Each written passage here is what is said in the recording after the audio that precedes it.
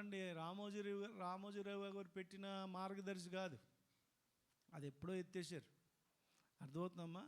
ఆ మార్గదర్శి కాదు, దేవుడే మన జీవితంలో మార్గదర్శిగా ఉండి మనల్ని ఏం చేస్తాడంటే నడిపిస్తాడు. అది మొదటి వాగ్దానం. రెండోది, క్షామకాలమున ఆయన నిన్ను తృప్తిపరుస్తాడు. ఎప్పుడు? క్షామకాలమున. కరువులో సంతృప్తిగా ఉండటం, కరువులో తృప్తిపరచటం కదా. మన దగ్గర లేదు అయినా కడుపు నిండా భోజనం పెట్టడం కదా. అసలు వండుకోవడానికే మన ఇంట్లో భోజనం లేదు, కానీ దేవుడు మనలను ఏం చేస్తానంటున్నాడంటే తృప్తిపరుస్తానంటున్నాడు. బియ్యమే లేవు కదా, వండుకోవడానికి బియ్యమే లేదు, కానీ దేవుడు మన ఇంటికి ఒక ఫ్యామిలీ ప్యాక్ పంపించాడు అనుకోండి. ఫ్యామిలీ ప్యాక్ అంటే మీకు ఇష్టం కదా, ఏది బిర్యానీ పంపించాడు అనుకోండి. నిజంగా ఏడ్చామండి, ఆకలితో ఏడ్చారు, పిల్లలు ఏడ్చారు, పడుకుని పోయారు. కరెక్ట్గా ఆ టైంకి ఎవరో మనకు పొట్లం తెచ్చిస్తే ఏమండి మనకి ఎక్కువైపోయి అంత మనకి ఇచ్చాడు అనుకోండి కదా. కరువులో తృప్తిపరచడం అంటే అది కదా. ఈరోజు ఉన్న దాంట్లో తృప్తిగా తినడం వేరు, కరువులో తృప్తిపరచబడటం అనేది గొప్ప విషయం. దేవుడు చేస్తే అట్లా చేస్తాడు. అన్నీ ఉండి ఈరోజు మనం నోరుని కట్టేసుకుంటున్నాం, అవునా కాదు? చెప్పరేంటండి? అన్నీ ఉండి స్వీట్ తినాలంటే భయం, ఉప్పు ఎక్కువ తినాలంటే భయం, పచ్చడి తినాలంటే. ఇక్కడ ఎంతమందికి మరి ఆలోచించండి, ఇక్కడ చాలామందికి పచ్చడి తింటే కడుపులో మంట వస్తుంది. మా అమ్మమ్మ ఉండేది, మా అమ్మమ్మ ఆవిడ మా మధ్యలో నుంచి వెళ్ళిపోయి దగ్గర 11 నెలలు, మళ్ళీ వచ్చే నెలలో 27వ తారీఖు ఆవిడ చనిపోయి సంవత్సరం అన్నమాట. కందిపప్పు తినమంటే వేడనేది, కందిపప్పు కూడా వేడనేది. ఇది తిను అది తిను అంటే ఏది సంపూర్తిగా తినేది కాదు, చాలా భయపడేది. ఈరోజు మన జీవితంలో కూడా అన్నీ ఉన్నా కొన్నిసార్లు మనము కొన్ని తినలేని పరిస్థితి. ఏది గొప్ప? కరువులో ఉండి తృప్తిపరచబడటం గొప్ప, ఏమన్నా అన్నీ ఉండి నోరు కట్టుకోవడం గొప్ప? కరువులో కూడా దేవుడు తృప్తిపరచడం గొప్ప కదా. ఇవన్నీ ఆశీర్వాదాలండి, ఇవన్నీ వాగ్దానాలు. ఎవరికి ఇస్తానని చెప్తున్నాడు దేవుడు? ఎవరికి ఇస్తానని చెప్తున్నాడో తెలుసా? ఇవన్నీ మనకు కావాలి. ఇప్పుడు ఆ వచనాలు చదివేసుకుందాం. మొదటిది ఏమన్నాడు? నేను నిన్ను నిత్యము నడిపిస్తాను. రెండవది, క్షామకాలమున ఆయన నిన్ను తృప్తిపరుస్తానన్నాడు. 3, నీ ఎముకలను బలపరుస్తానన్నాడు. నీ ఎముకలు, మనిషికి ఆరోగ్యం ఎక్కడో తెలుసా? ఎందులో ఉంటుందో తెలుసా? ఎముకల్లో ఉంటుంది. బలం ఎందులో ఉంటుంది? ఎముకల్లో ఉంటుంది. గుర్తుపెట్టుకోండి, మనం ఎంత బలంగా ఉన్నామనేది మనం పుష్టిగా ఉండడాన్ని బట్టి కాదు, మన ఎముకలు ఎంత బలంగా ఉంటే మనం అంత ఆరోగ్యంగా ఉన్నట్టు. మీ అందరికీ చెప్తున్నా, కాల్షియం కదా, ఎముకలు గట్టిగా ఉండటానికి కోసం కాల్షియం అవసరం. మీరు గమనించండి. రెండోది, దేవుడు అంట మూడోది, దేవుడు బలపరుస్తానన్నాడు. మొదటిది నడిపింపు, 2 సంతృప్తి కదా, 3 నడిపింపు కదా. తర్వాత 4 అక్కడ రాయబడిన మాట, నీవు నీరు కట్టిన తోటలాగుంటావు. ఏమండి? నీరు లేని తోట కాదు, నీరు పెట్టిన తోటలాగుంటావు. నీరు లేని తోట ఏమవుతుంది? ఎండిపోద్ది. నీరు కట్టిన తోట ఎలా ఉంటుంది? పచ్చగా ఉంటుంది కదా. నీరు కట్టిన తోటలాగా నువ్వు ఉంటావు అన్నాడు. చివరిగా 5వది అక్కడ రాయబడిన మాట మీరు గమనిస్తే, ఏమండి, ఎప్పుడు ఉబుకుచుండు నీటి ఊటలాగా నువ్వు ఉంటావు, జీవ జలపు ఊటలాగా నువ్వు ఉంటావు. ఎండిపోయినాయి కదా ఈ ఎండాకాలము. ఈ సంవత్సరం వర్షాలు పడక, ఈ సంవత్సరం వర్షాలు సరిగ్గా లేవు. మా ఇంటి పక్కన ఒక పెద్ద బిల్డింగ్ ఉంటుంది. ఆ బిల్డింగు దగ్గర 3 లక్షల రెంట్స్ వస్తున్నాయి దానికి. 3 లక్షల రెంట్లు వస్తున్నాయి దానికి. వాళ్ళు బోర్ వేయించారు. బోర్ ఏమైందంటే ఎండిపోయింది. ఇప్పుడు నీళ్ళు వేయించుకుంటున్నారు ట్యాంకర్తో. 700 అంట ట్యాంకర్. ఎంత? 700 అంట. మీరు గమనించండి. అదే ఒక నీటి ఊట ఉందనుకోండి, ఎప్పుడూ కూడా అది నీళ్ళు ఇస్తూనే ఉంది అనుకోండి, కొనుక్కునే పరిస్థితి ఉంటుందా? ఉండదు కదా. ఈ 5 ఆశీర్వాదాలు ఏమంటే యెషయా భక్తుడు తన ప్రజలతో, అక్కడున్న ఇశ్రాయేలుతో ఈ ఆశీర్వాదాలు నీకు కలుగుతాయి అని అన్నాడు. ఎంతమందికి ఇప్పుడు ఈ ఆశీర్వాదాలు కావాలి? ఒకసారి ఆశీర్వాదాలు కావాలన్న వాళ్ళు 2 చేతులు పైకెత్తి హల్లెలూయా చెప్పండి. కొంతమంది ఎత్తలేదు, వాళ్ళకి అవసరం లేదనుకుంటా కదా. మళ్ళీ ఒకసారి అడుగుతున్నా, ఏమండి ఈ 5 ఆశీర్వాదాలు కావాలన్న వాళ్ళు 2 చేతులు పైకెత్తి, మీకు ఎంత బిగ్గరగా చెప్పగలిగితే అంత బిగ్గరగా చెప్పండి.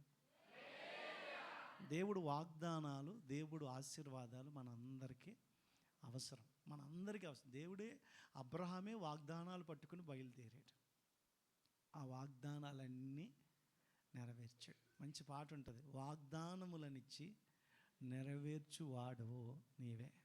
ఆయన మాట ఇచ్చి మాట తప్పే దేవుడు కాదు, మనుషులు. అందుకే ఆయన అంటాడు కదా, ఏమండి మాట ఇచ్చి మాట తప్పడానికి నేను నరుడను కాదు అంటే, మనుషులన్న వారందరూ ఏం చేయొచ్చు? అబద్ధం ఆడచ్చు, మాట తప్పచ్చు.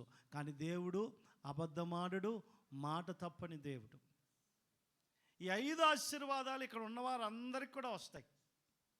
కానీ ఎవరికి వస్తాయి అని అంటే, ఇప్పుడు ఎవరికి ఆశీర్వాదాలు ఇస్తానంటున్నాడో దేవుడు నేను చెప్తాను, మీరు గమనించి. మొదటి వచనం ఒకసారి చదువుదాం. మొదటి వచనం, తాళక బోర ఊదినట్లు. ఏమండి? తాళక బోర ఊదినట్లు ఎలుగెత్తి బిగ్గరగా కేకలు వేయము. వారు చేసిన తిరుగుబాటును నా జనులకు తెలియజేయము. యాకోబు ఇంటి వారికి వారి పాపమును తెలియజేయము. యెషయాతో దేవుడు చెప్తున్నాడు, యెషయా భక్తుడితో దేవుడు చెప్తున్నాడు, యెషయా నీవు నా ప్రజల దగ్గర మౌనంగా ఉండొద్దు. ఎలా ఉండొద్దు? మౌనంగా ఉండొద్దు, గట్టిగా. ఏమంటే తాళక బోర ఊదినట్లుగా. ఎలాగా? తాళక బోర ఊదినట్లుగా. సౌండ్ బాక్స్ పక్కనే కూర్చున్నాం అనుకోండి, ఏమంటే డీజే బాక్స్ పక్కనే కూర్చున్నాం అనుకోండి, చెవులో ఏమొస్తుంది? నొప్పి వస్తుంది కదా. తాళక బోర ఊదినట్లు అంటే అంత బిగ్గరగా నువ్వు బోర ఊదుతున్న శబ్దముతో నువ్వేం చేయాలి? నీవు ఎలుగెత్తి బిగ్గరగా కేకలు వేయాలి. ఎందుకు వేయాలి? వారు చేసిన తిరుగుబాటు. ఎవరు చేసిన తిరుగుబాటు చెప్పాలి. ఏం చేశారంట? ఇశ్రాయేలీయులు చేసిన తిరుగుబాటుని. అక్కడ రాయబడిన మాట మీరు గమనించండి, యాకోబు ఇంటి వారు చేసిన పాపములను వారికి తెలియజేయము. అంటే ఈ అధ్యాయం మొదటి భాగంలోనే ఏమనుందో తెలుసా? యెషయా వాళ్ళు పాపాలు చేశారు, వాళ్ళు తిరుగుబాటు చేశారు. ఆ తిరుగుబాటుని, ఆ పాపాన్ని ఏమండి మెల్లిగా కాదు, బిగ్గరగా చెప్పు అంటున్నాడు. తప్పు చేసామని చెప్తే ఎంతమందికి నచ్చుతుందండి? నా వైపు చూడండి, తప్పును తప్పని చెప్పలేని పరిస్థితి ఈరోజు. తప్పు చెప్పలేని, నోరు తెరండి, తప్పుని తప్పని చెప్పలేని స్థితి. ఈరోజు నువ్వు తప్పు చేసావు అని అంటే వెంటనే కోపం వచ్చేసి కదా ఊరుకుంటున్నారా? అసలు నా కోసమే చెప్పాడు, ఈ వాక్యం ఎవరి కోసం చెప్పాడు? అటగైపోయింది ఇప్పుడు కాలం. ప్రేమతో అర్థం చేసుకుని దేవుడు మాట్లాడుతున్నాడన్న ఆలోచన ఈరోజు ఏమండి జనాల్లోకి, విశ్వాసుల్లోకి రావట్లా. ఏ సేవకుడైనా, ఏ సంఘస్థులైనా పాడైపోవాలనుకుంటాడా? ఇప్పుడు యెషయా మీరు పాపం చేశారు, మీరు తిరుగుబాటు చేశారని ఎలా చెప్పాలంట? తాళక బోర ఊదినట్లుగా. ఎలాగా? బోరూదినట్టుగా చెప్పు, కేకలేస్తూ చెప్పు. ఏమని చెప్పాలి ప్రభా? వారు చేసిన తిరుగుబాటును వారికి తెలియజేయి, వారు చేసిన పాపమును వారికి తెలియజేయి. నచ్చుతుందా? ఆశీర్వాదాల కోసం చెప్తాను అనుకుంటే తిరుగుబాటు అంటున్నాడు ఏంటి, పాపం అంటున్నాడు ఏంటి అని మనకు అనిపిస్తుంది. నా వైపు చూడండి, ఆశీర్వాదాలు ఉన్నాయి. నేను అక్కడికి వెళ్ళకముందు మీకు చెప్తున్నా. ఇప్పుడు యెషయా వచ్చి జనాలతో మాట్లాడడానికి సిద్ధపడుతున్నాడంట. ఏమని చెప్తున్నాడు? వాళ్ళు ఎలాగున్నారంటే చూడండి, రెండో వచనం చదువుదాం. తమ దేవుని న్యాయ విధిని విడవక నీతిని అనుసరించు వారైనట్టు. ఏంటి? ఇప్పుడు నీతిని అనుసరించుచున్నారు అని అంటే బాగుండేమో. ఏమనుంది అక్కడ? వారైనట్టు అంటే వారైనట్టు. ఎరా మంచోళ్ళు అన్నట్టు ఎత్తున్నావు ఏంటి అని అంటే దాని అర్థం ఏంటి? మంచోడు కాదని. మీకు అర్థమవుతుందండి. మీరు గమనించండి. ఇప్పుడు దేవుడు ఏమంటున్నాడంటే, ఇదిగో మిమ్మల్ని చూస్తుంటే నాకేమనిపిస్తుందో తెలుసా? అక్కడ ఉన్న ప్రజలతో చెప్తున్నాడు, తమ దేవుని న్యాయ విధిని విడవక. ఎప్పుడో విడిచేశారు వీళ్ళు. ఎవరి విధిని? దేవుని న్యాయ విధిని ఎప్పుడో విడిచేశారు. విడిచిపెట్టేయడమే కాదు, ఏమంటే దేవుడి నీతిని కూడా అనుసరించడం మానేశారు. ఏ నీతిని? వీళ్ళ సొంత నీతి వచ్చేసింది. ఏ నీతి? సొంత నీతి అనుసరించు, దేవుని నీతిని అనుసరించు వారైనట్టు అనుదినము వారు నా యొద్ద విచారణ చేయుచు నా మార్గములను తెలుసుకొన ఇచ్చ కనపరుచుదురని తమకు న్యాయమైన తీర్పులు తీర్చవలనని వారు అడుగుదురు. దేవుడు తమకు ప్రత్యక్షుడు కావాలనని ఇచ్చయింతురు. ఇది మంచిదా చెడ్డదా? దేవుడు నడిపించాలి, దేవుడు ఆశీర్వదించాలి, దేవుడు నాకు నెమ్మది ఇవ్వాలి, దేవుడు నాకు సంతృప్తినివ్వాలి, దేవుడి న్యాయ విధిని నేను విడవక నడుచుకోవాలి అని అనుకుంటున్నారు. కానీ ఇచ్చయించారంట. ఏమండి వీళ్ళ ఇష్టం నిజమైన ఇష్టమా? చెప్పాలి. అప్పుడు ఏమన్నా మానక ప్రార్థన చేయాలండి. మీకు ఎప్పుడైనా అనిపించిందా? మిమ్మల్నేనండి అడుగుతున్నాను, చెప్పండి. అనిపించిందా? అనిపించలేదా? మరి ఎన్నిసార్లు ప్రార్థన మానేశారు కదా? ఇచ్చ ఉంది కానీ ఆ కార్యాన్ని ఆచరణలో పెట్టట్లా. వాక్యం చదవాలండి, ప్రార్థనలో ఎదగాలండి, మందిరంలో నేను బాగుండాలండి, పచ్చని ఒలివ చెట్లాగా ఉండాలని ఇచ్చ ఉండొచ్చు, కోరిక ఉండొచ్చు. మీకు అర్థమవుతుందా? కానీ మీరు దాన్ని పాటిస్తున్నారా? దేవుడి న్యాయ విధులు అనుసరిస్తున్నట్టుగా కనపడాలి అని అనిపిస్తుంది. కింద 3వ వచనం చదువుదాం. మేము ఉపవాసం ఉండగా నీవెందుకు చూడవు? అంటే దేవుడి నడిపింపు కోసం, దేవుడి ఆశీర్వాదం కోసం, ఏమంటే దేవుడు న్యాయ విధులు అనుసరిస్తున్నట్టుగా ఏమంటే వీళ్ళు కనపడాలని ఏం చేస్తున్నారంట? ఇచ్చ ఉండి ఉపవాసం ఉన్నారంట. ఎవరు చెప్పాలి? దేవుడు నడిపింపు కోసం వీళ్ళు ఏం చేస్తున్నారు? ఉపవాసం ఉన్నారు. వీళ్ళు ఏమంటున్నారంటే, ప్రభా మేము ఉపవాసం ఉంటే నువ్వెందుకు చూడట్లేదు? ఎవరిని అడుగుతున్నారు వీళ్ళు? మేము ప్రార్థన చేస్తున్నాం, నువ్వెందుకు వినట్లేదు? చూడండి, అక్కడ అంటాడు కదా, మేము ఉపవాసం ఉండగా నీవెందుకు చూడవు? మేము మా ప్రాణములను ఆయాసపరుచుకొనుచుండగా నీవెందుకు లక్ష్య పెట్టవు అని మీరు మీ ఉపవాస దినమున మీరు వ్యాపారము చేయొచ్చు, మీ పని వారి చేత కఠినమైన పని. వీళ్ళు ఉపవాసం ఉన్నారు. ఎవరి కోసం? నోరు తెరవండి అమ్మా. వాళ్ళ కోసం. దేవుడు చూడాలని, దేవుడు వినాలని ప్రార్థన చేస్తున్నారు. కానీ దేవుడి ప్రార్థన వింటలేదంట. నోరు తెరవండి. దేవుడు చూడట్లేదు, పట్టించుకోవట్లేదంట. మీకు ఒక మాట చెప్తాను, నా వైపు చూడండి అందరూ కూడా. ఈ రోజుల్లో మన భక్తి ఎట్లాగుందో తెలుసా? మన భక్తి ఎట్లాగుందో తెలుసా? ప్రస్తుత సంఘాల్లో భక్తి ఎట్లా ఉంది? సేవకులు కూడా ఇట్లాగే ఉన్నారు. ఏమండి, ఇత్తడికి పోస్తే ఏం పోస్తే? మన పేపర్లో వచ్చింది 2 లక్షలు అప్పు ఇచ్చాడంట. ఎవరికి? ఫ్రెండ్స్ ఇద్దరు అప్పులు చేసుకున్న అప్పు ఇచ్చాడంట. ఇప్పుడు రావణే నాకు ఇచ్చాడు అనుకోండి. ఎవరో రావణ్ నాకు 2 లక్షలు అప్పు ఇచ్చాడు, నేను ఇత్తల్లా. ఒకరోజు గట్టిగా వచ్చి అడిగాడు. అప్పుడు నేను అన్నాను, నాకు గుప్త నిధి దొరికిందని 4 రాళ్ళు, ఏంటి 4 కంకర రాళ్ళకి బంగారు పోత పోయించి,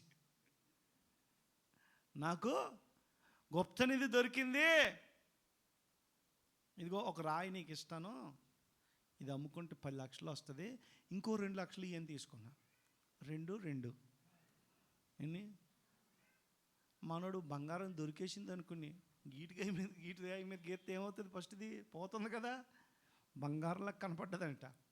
మనోడు అనుకుంటున్నాడు మా పాస్టర్ గారు తెలివితో కోడు 10 లక్షలు రాయి ఎంతకి ఇచ్చేసాడు అని పట్టుకెళ్ళాడంట. తీరా చూస్తే అదేంటది కంకర్రాయి.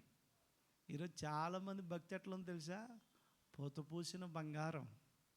చూస్తే వీళ్ళకంటే భక్తులు ఎవరు లేరండి, వీళ్ళకంటే పరిశుద్ధులు ఎవరు లేరండి, వీళ్ళకంటే బాగా ఆరాధన ఎవరు చేయరండి అనిపించేలాగా మనం భక్తి చేస్తున్నాం. మనుషులకు కనపడుతుంది, కానీ దేవుడి దగ్గర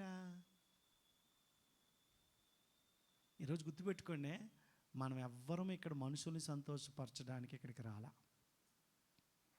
నీ ప్రార్థన, నీ చప్పట్లు, నీ ఆరాధన, అర్థమవుతుందమ్మా, నీ స్తుతి ఏదైనా సరే దేవుడికి నచ్చాలి. మనుషులు చూస్తే ఒకలాగా, మనుషులు చూడకపోతే ఒకలాగా, మనుషుల దగ్గర మెప్పు పొందడానికి ఒకలాగా, మనుషుల్ని సంతోషపరచాలని ఒకలాగా, మనుషులు లేకపోతే ఒకలాగా మనం ఏం చేస్తున్నాం తెలుసా? వీళ్ళు ఉపవాసం ఉన్నారు, కానీ వీళ్ళు ఏం చేస్తున్నారు తెలుసా? అక్కడ కింద రాస్తాడు, కింద మీరు కలహపడుచు, ఏంటంట, కలహపడుచు, వివాదము చేయుచు, అన్యాయముగా గుద్దులాడుచు. మీరు ఉపవాసం ఉన్నారు, కానీ మీ కంఠస్వరం వినబడాలని ఎవడన్నా ఉపవాసం ఉంటున్నాడా? అంటే మీకు గమనించండి, నకిలీ భక్తి. ఏ భక్తి అండి? నోరు తెరవండి. ఒరిజినల్ చెప్పాలి, ఒరిజినల్ డూప్లికేట్. నిజంగా చెప్తున్నా, ఏమనుకోద్దండి, ఇక్కడ ఒరిజినల్ భక్తి చేసే వాళ్ళు ఉన్నారు. నోరు తెర్రే. ఇది చెప్పడం కొంచెం కష్టమండి. డూప్లికేట్ భక్తి చేసేవారు కూడా ఉన్నారు. మరి మీరు ఏ కేటగిరీకి చెందిన వాళ్ళో నాకు తెలియదు. నేను మిమ్మల్ని మీరు బంగారం లాంటి భక్తి అని చెప్పట్లా, పూత పూసిన భక్తి అని నేను చెప్పట్లా, కానీ దేవుడి దగ్గర మీ భక్తి ఎట్లా కనపడుతుందో మీరు చూసుకోండి. నేను సేవకు వచ్చిన కొత్తలో ప్రసంగ శాస్త్రం మీద ప్రసంగం చేయమన్నారు. నాకు ఇప్పటికీ గుర్తు, ఫస్ట్ ప్రసంగం ఏంటంటే, నీ భక్తి నీకు ధైర్యము పుట్టించదా? యోబు గ్రంథంలో ఉంటుంది అన్నమాట. నీ భక్తి నీకు ధైర్యం పుట్టించదా? మనం భక్తి చేస్తామంటే ఆ భక్తి ద్వారా మనకి ఏమి రావాలో తెలుసా? ధైర్యం రావాలి. ఏమండి, షడ్రక్ మేషక్ అబేద్నెగోలు అన్నారు. ఏమన్నారో తెలుసా? ఇదిగో నెబుకద్నెజరు, దీని గురించిన చింత భయము మాకు లేదు. మా దేవుడు ఈ వేడిమి గల అగ్నిగుండము నుంచి తప్పించుటకు సమర్థుడు. ఒకవేళ తప్పించకపోయినా నువ్వు నిలవబెట్టిన ప్రతిమకు మేము మొక్కమని నువ్వు తెలుసుకో. ఎంత ధైర్యంగా చెప్పుంటారండి అన్నమాట. మన కడుపు, నేను ఒక ప్రశ్న వేస్తాను, నావి చూడండి. ఇప్పుడు మీరు ఎంతమంది ప్రాణాల కంటే ఎక్కువ దేవుని ప్రేమిస్తున్నారు అని నేను అడిగాను అనుకోండి, అందరూ హల్లెలూయా అంటారు. అగ్నిగుండం పెట్టి, ఇక్కడ ఎదురుకుంటే అగ్నిగుండం పెట్టి ఇందులో దూకేద్దాం, దేవుడు దేవదూతలాగా వచ్చి మనల్ని కాపాడుతాడు అని అంటే ఈడికి పిచ్చి అని చెప్పి బయటికి వెళ్ళిపోతారు. పోనీ అదే సందర్భం మన జీవితంలో, మన దేశంలో ఒకవేళ కలిగితే, ప్రస్తుత రాజకీయ పార్టీ ఏదన్నా ఇట్లా చెబితే ఏం చేస్తాం? అగ్నిగుండంలోకి వెళ్ళడానికి ఇష్టపడతామా? నకిలీ భక్తి ఏంటండి? నకిలీ భక్తి, ఆచారంతో కూడిన భక్తి. ఒకటి నకిలీ భక్తి, 2 ఆచారాలు ఉన్నాయి. కానీ ఒక పాట ఉంది, మొన్న ఈ మధ్య అన్నాను కదా నేను, ఆచారముతో వాక్యమును చదివితిమి కానీ దాని భావమే. ఏం పాట అది? గుర్తురాట్లే. అంజలి ఘటింతుము. ఏంటి ఆ పాట? ఏనండి ఎంత బాగుందో. అంజలి ఘటింతుము. అందరి మనసుల, అర్థమవుతుంది, అందరి మనసుల భావం. నిజానికి కొన్నిసార్లు ఆ పాట నిజంగా 2 చరణాలే ఉన్నాయి, కానీ 2 చరణాలు చాలా బాగున్నాయి. 2 చరణాలు బాగున్నాయి, వినండి. మనసు పెట్టి వినాలి. మన పాట వింటే ఏదో పని చేసేసుకుంటూ పాట వినడం కాదు, మన మనసంతా పాట మీద ఉంటే దేవుడు ఆ పాట ద్వారా కూడా మనతో. కరోనా టైంలో బాగా కలిసివేసిన పాట ఏదన్నా ఉంది అంటే, నా బ్రతుకు దినములు కనీసం ఒక 300 సార్లు నేను ఉంటాను నేను. ఇప్పుడు అప్పటి నుంచి మళ్ళీ పాట వినలే. మొన్న దయ్యవాళ్ళ ఇంటికి వెళ్ళా, అక్కడ ఆ పాట వస్తుందన్నమాట. ఆ పాట వెంటనే, ఎందుకనంటే రేపో మాపో చచ్చిపోతాం అనిపించింది నాకు. ఎప్పుడు అందరం పోతాం అనిపించింది. నా బ్రతుకు దినములు దేవా ఈ భూమిని వీడు గడియ ఇంకొంచకాలము. ఎంత బాగుందో, ఫలాలు లేక ఎదిగిపోయిన చెట్టులాగా అయిపోయాం ప్రభా. ఏనాడు కూలిపోతానో, ఏ రోజు పడిపోతానో కదా. అప్పుడప్పుడు మనం పాడుకుంటాం ఎప్పుడు బాధల్లో ఉన్నప్పుడు, కానీ తర్వాత మరలా మనం ఏం చేస్తుంటామంటే మర్చిపోతుంటాం. నకిలీ భక్తికి అలవాటు పడిపోయారు. మీరు గమనించండి, లోతు లేని భక్తి. ఏ భక్తి? పైన చేసే భక్తి, ఆచారాలతో కూడిన భక్తి. ఆదివారం చర్చికి వెళ్ళడం కొంతమందికి ఆచారం. ఏమనుకోవద్దండి నేను ఇలాగ అంటున్నానని. ఏంటి ఆదివారం అంటే అన్ని రోజుల్లాగా ఒక రోజు వాళ్ళకు కూడా ఏంటో తెలుసా? ఆదివారం అంటే చర్చికి వెళ్ళాలి, ఆదివారం అంటే చికెన్ కూర వండుకోవాలి, ఆదివారం అంటే సాయంత్రం ఎవరైనా మీకు ఫోన్ చేశారనుకో, ఏం కూర అని అడిగారు అనుకోండి, దొండకాయ అన్నారనుకోండి, ఏమంటారు మీరు?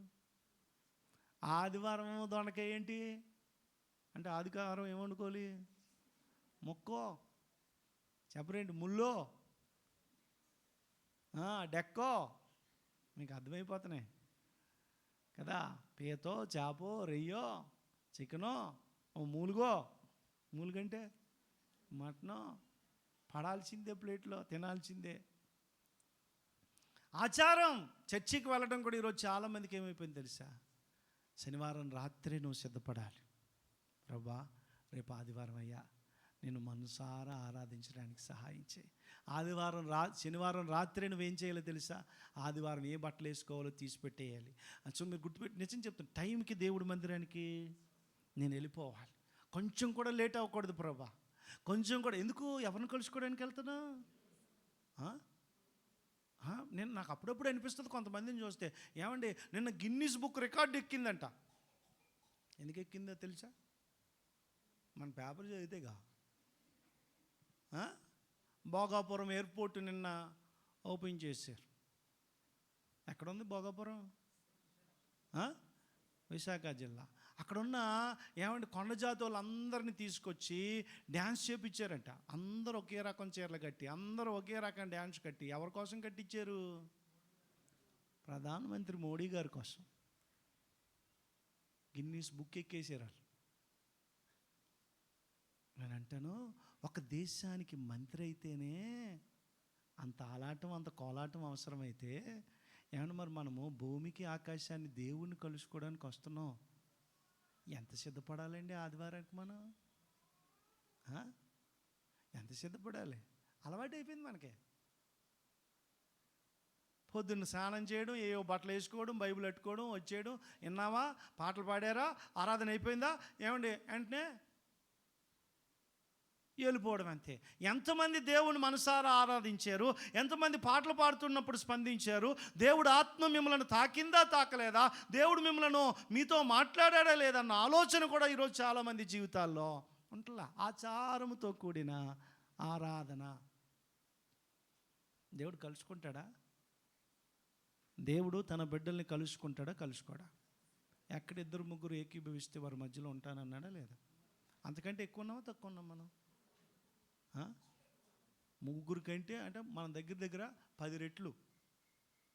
10 రెట్ల కంటే 30, ఏమన్నా 100 మంది ఉన్నాం కదా దగ్గర. మనం 100 మంది కంటే ఎక్కువ ఉన్నాం కదా ఇక్కడ.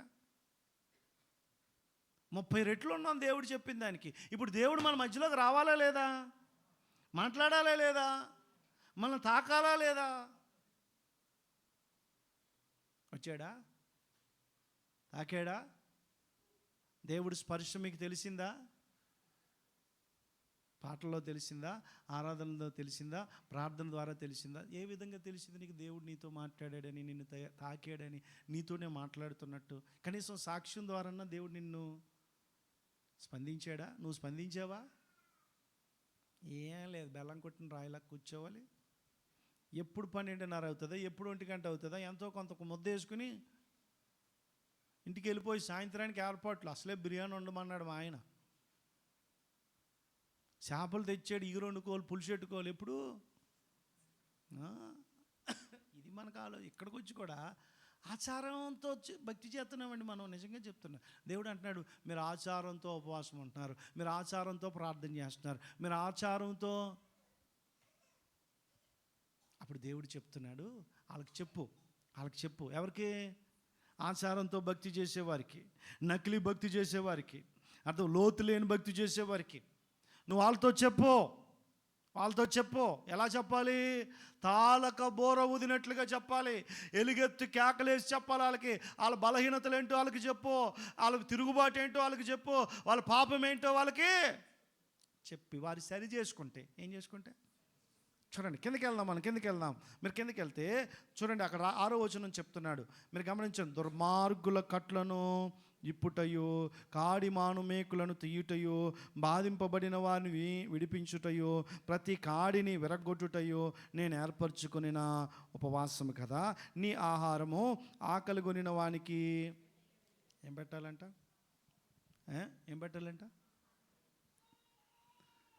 మనం తిన్నామా, మనం నింపేసుకున్నామా, మనం వేసుకున్నామా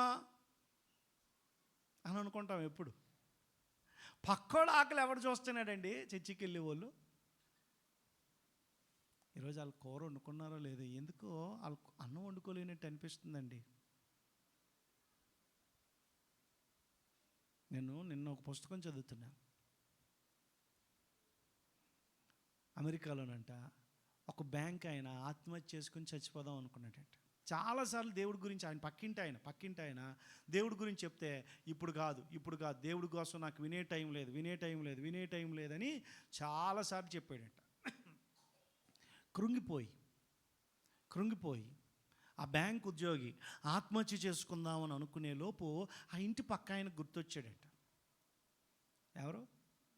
ఇంటి పక్క ఆయన గుర్తొచ్చి వెళ్ళి మాట్లాడదాం అనుకున్నాడంటే. కానీ ఈ బ్యాంక్ ఉద్యోగి ఆయన ఏమనుకున్నాడంటే, నేను చాలాసార్లు ఆయన నాతో మాట్లాడతానంటే ఇప్పుడు కాదని నేనేం చేశాను? నిర్లక్ష్యం చేశాను. ఇప్పుడు వెళ్తే ఏం బాగుంటుందిలే అని చెప్పి చచ్చిపోదాం అనుకుని విషం తెచ్చుకుని తాగుదాం, ఏమండి మందులో కలుపుకొని, అంటే కూల్ డ్రింక్లోనో తిండిలోనో కలుపుకొని చచ్చిపోదాం అనుకుని అన్నీ సిద్ధం చేసుకున్నాడంట. ఈలోపు తలుపు కొట్టారంట. ఎవరంటే ఆ పక్కింటి ఆయన. మీరేంటండి ఇలాగొచ్చారు? దేవుడు నీ దగ్గరికి వెళ్ళమని నాకు ఫోన్ చేసి చెప్పాడు అన్నాడంట. షాక్ అయిపోయాడంట ఆయన. మీ దగ్గరికి వెళ్ళమని నాకు ఫోన్ వచ్చింది అని అంటే, నేను చేద్దాం అనుకున్నానండి, మీ దగ్గరికి వద్దాం అనుకున్నానండి, కానీ రాలేకపోయాను అని అంటే ఈయన అంటున్నాడంట, ఆ ఫోన్ ఎవరో కాదు చేసింది, దేవుడే చెప్పాడు. నేను అబద్ధం చెప్పట్లేదండి, నిజంగా జరిగింది చెప్తున్నా.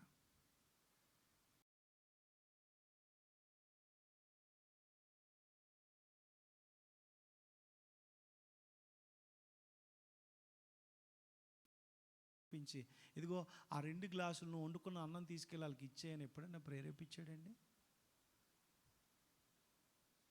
వాళ్ళ దగ్గర డబ్బులు ఉన్నాయో లేదో, ఒక 1000 రూపాయలు తీసుకెళ్ళి ఇచ్చేయని దేవుడు ఎప్పుడైనా నేను ప్రేరేపించాడా? మన బాధ ఏంటో తెలుసా? నేను వండుకోకపోతే నాకు ఎవడో పెడతలేదు. వాళ్ళు మాంసం వండేసుకున్నారు, వాసన రాకుండా తలుపులు వేసుకుని తినేస్తున్నారు. మన బాధ ఎప్పుడు అవతలోడి మీద ఆడడం తప్ప ఏది గొప్పదండి? దేవుడు నన్ను ప్రేరేపించాడండి ఈరోజు మీకు భోజనం పెట్టమని అంటే, ఏమండి ఆ తీసుకున్న ఆ చిన్న గిన్నెతో తీసుకున్న అన్నం అలా పట్టుకుని, ఆ కూర అలా పట్టుకుని కళ్ళంట నీరు కారుస్తూ, బ్రదర్ నిజంగా ఈరోజు నాకు ఆహారం లేదు బ్రదర్, దేవుడు మిమ్మల్ని ప్రేరేపించాడంటే మీకు ఏమనిపిస్తుంది? మీరు తిన్నదానికంటే వాళ్ళకి పెట్టినప్పుడు సంతోషం అనిపిస్తుంది. నీకు నువ్వే తినేస్తుంటే నీకు ఎక్కడ కలుగుతుందండి ఆనందం? ఈరోజు భక్తి చేస్తున్నాం కానీ దేవుడు నాకు అనిపిస్తుంది అప్పుడప్పుడు ఎవరిని ప్రేరేపిస్తున్నాడు, ఎవరితో మాట్లాడుతున్నాడు. మీరు భక్తి చేస్తుంటే దేవుడు నీతోటి ఏదైనా మాట్లాడినట్టు కానీ, నీతో ముచ్చటించినట్టు కానీ, నిన్ను బలపరిచినట్టు కానీ, ఇంకొకరిని ఆదరించమని కానీ దేవుడు ఎప్పుడన్నా చెప్పినట్టు నీకు అనిపించిందా? అనిపించట్లా. అలవాటైపోయింది భక్తి మనకి.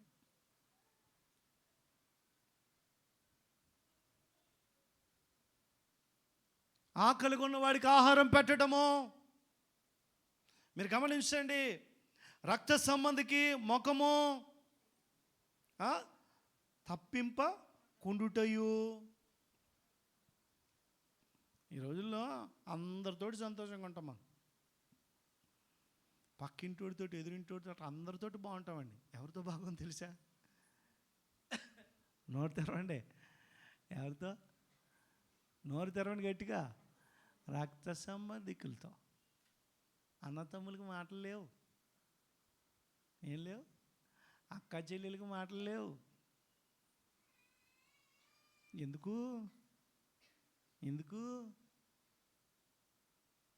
ఆడటి వస్తుంటే ఇటు మొఖం తిప్పేసుకుంటున్నావు నువ్వు. నువ్వు తిప్పుకోకపోతే అవతల వాళ్ళు తిప్పేసుకుంటున్నారని తర్వాత నువ్వు తిప్పుకోవడం అలవాటు చేసుకున్నావా?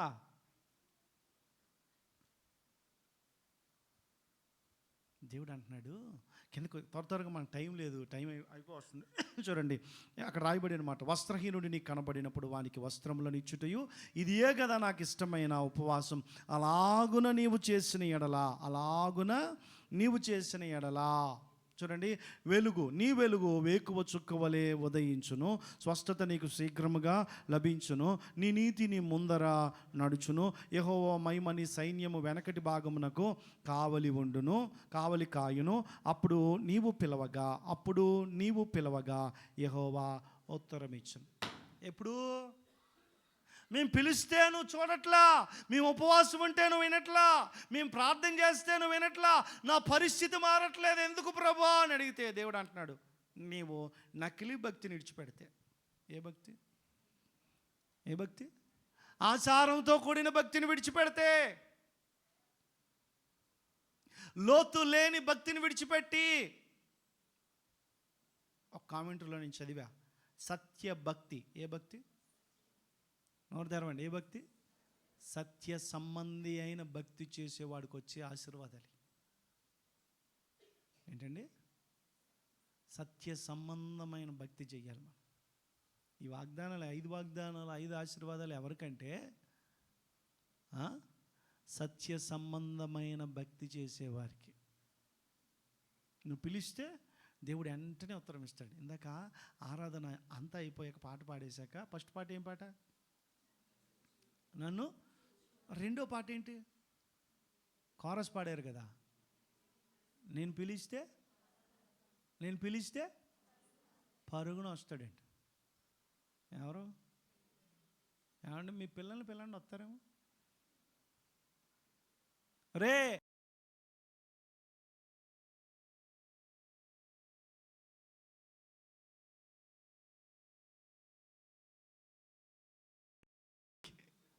ఆడి ఎంటలేదు అన్నమాట.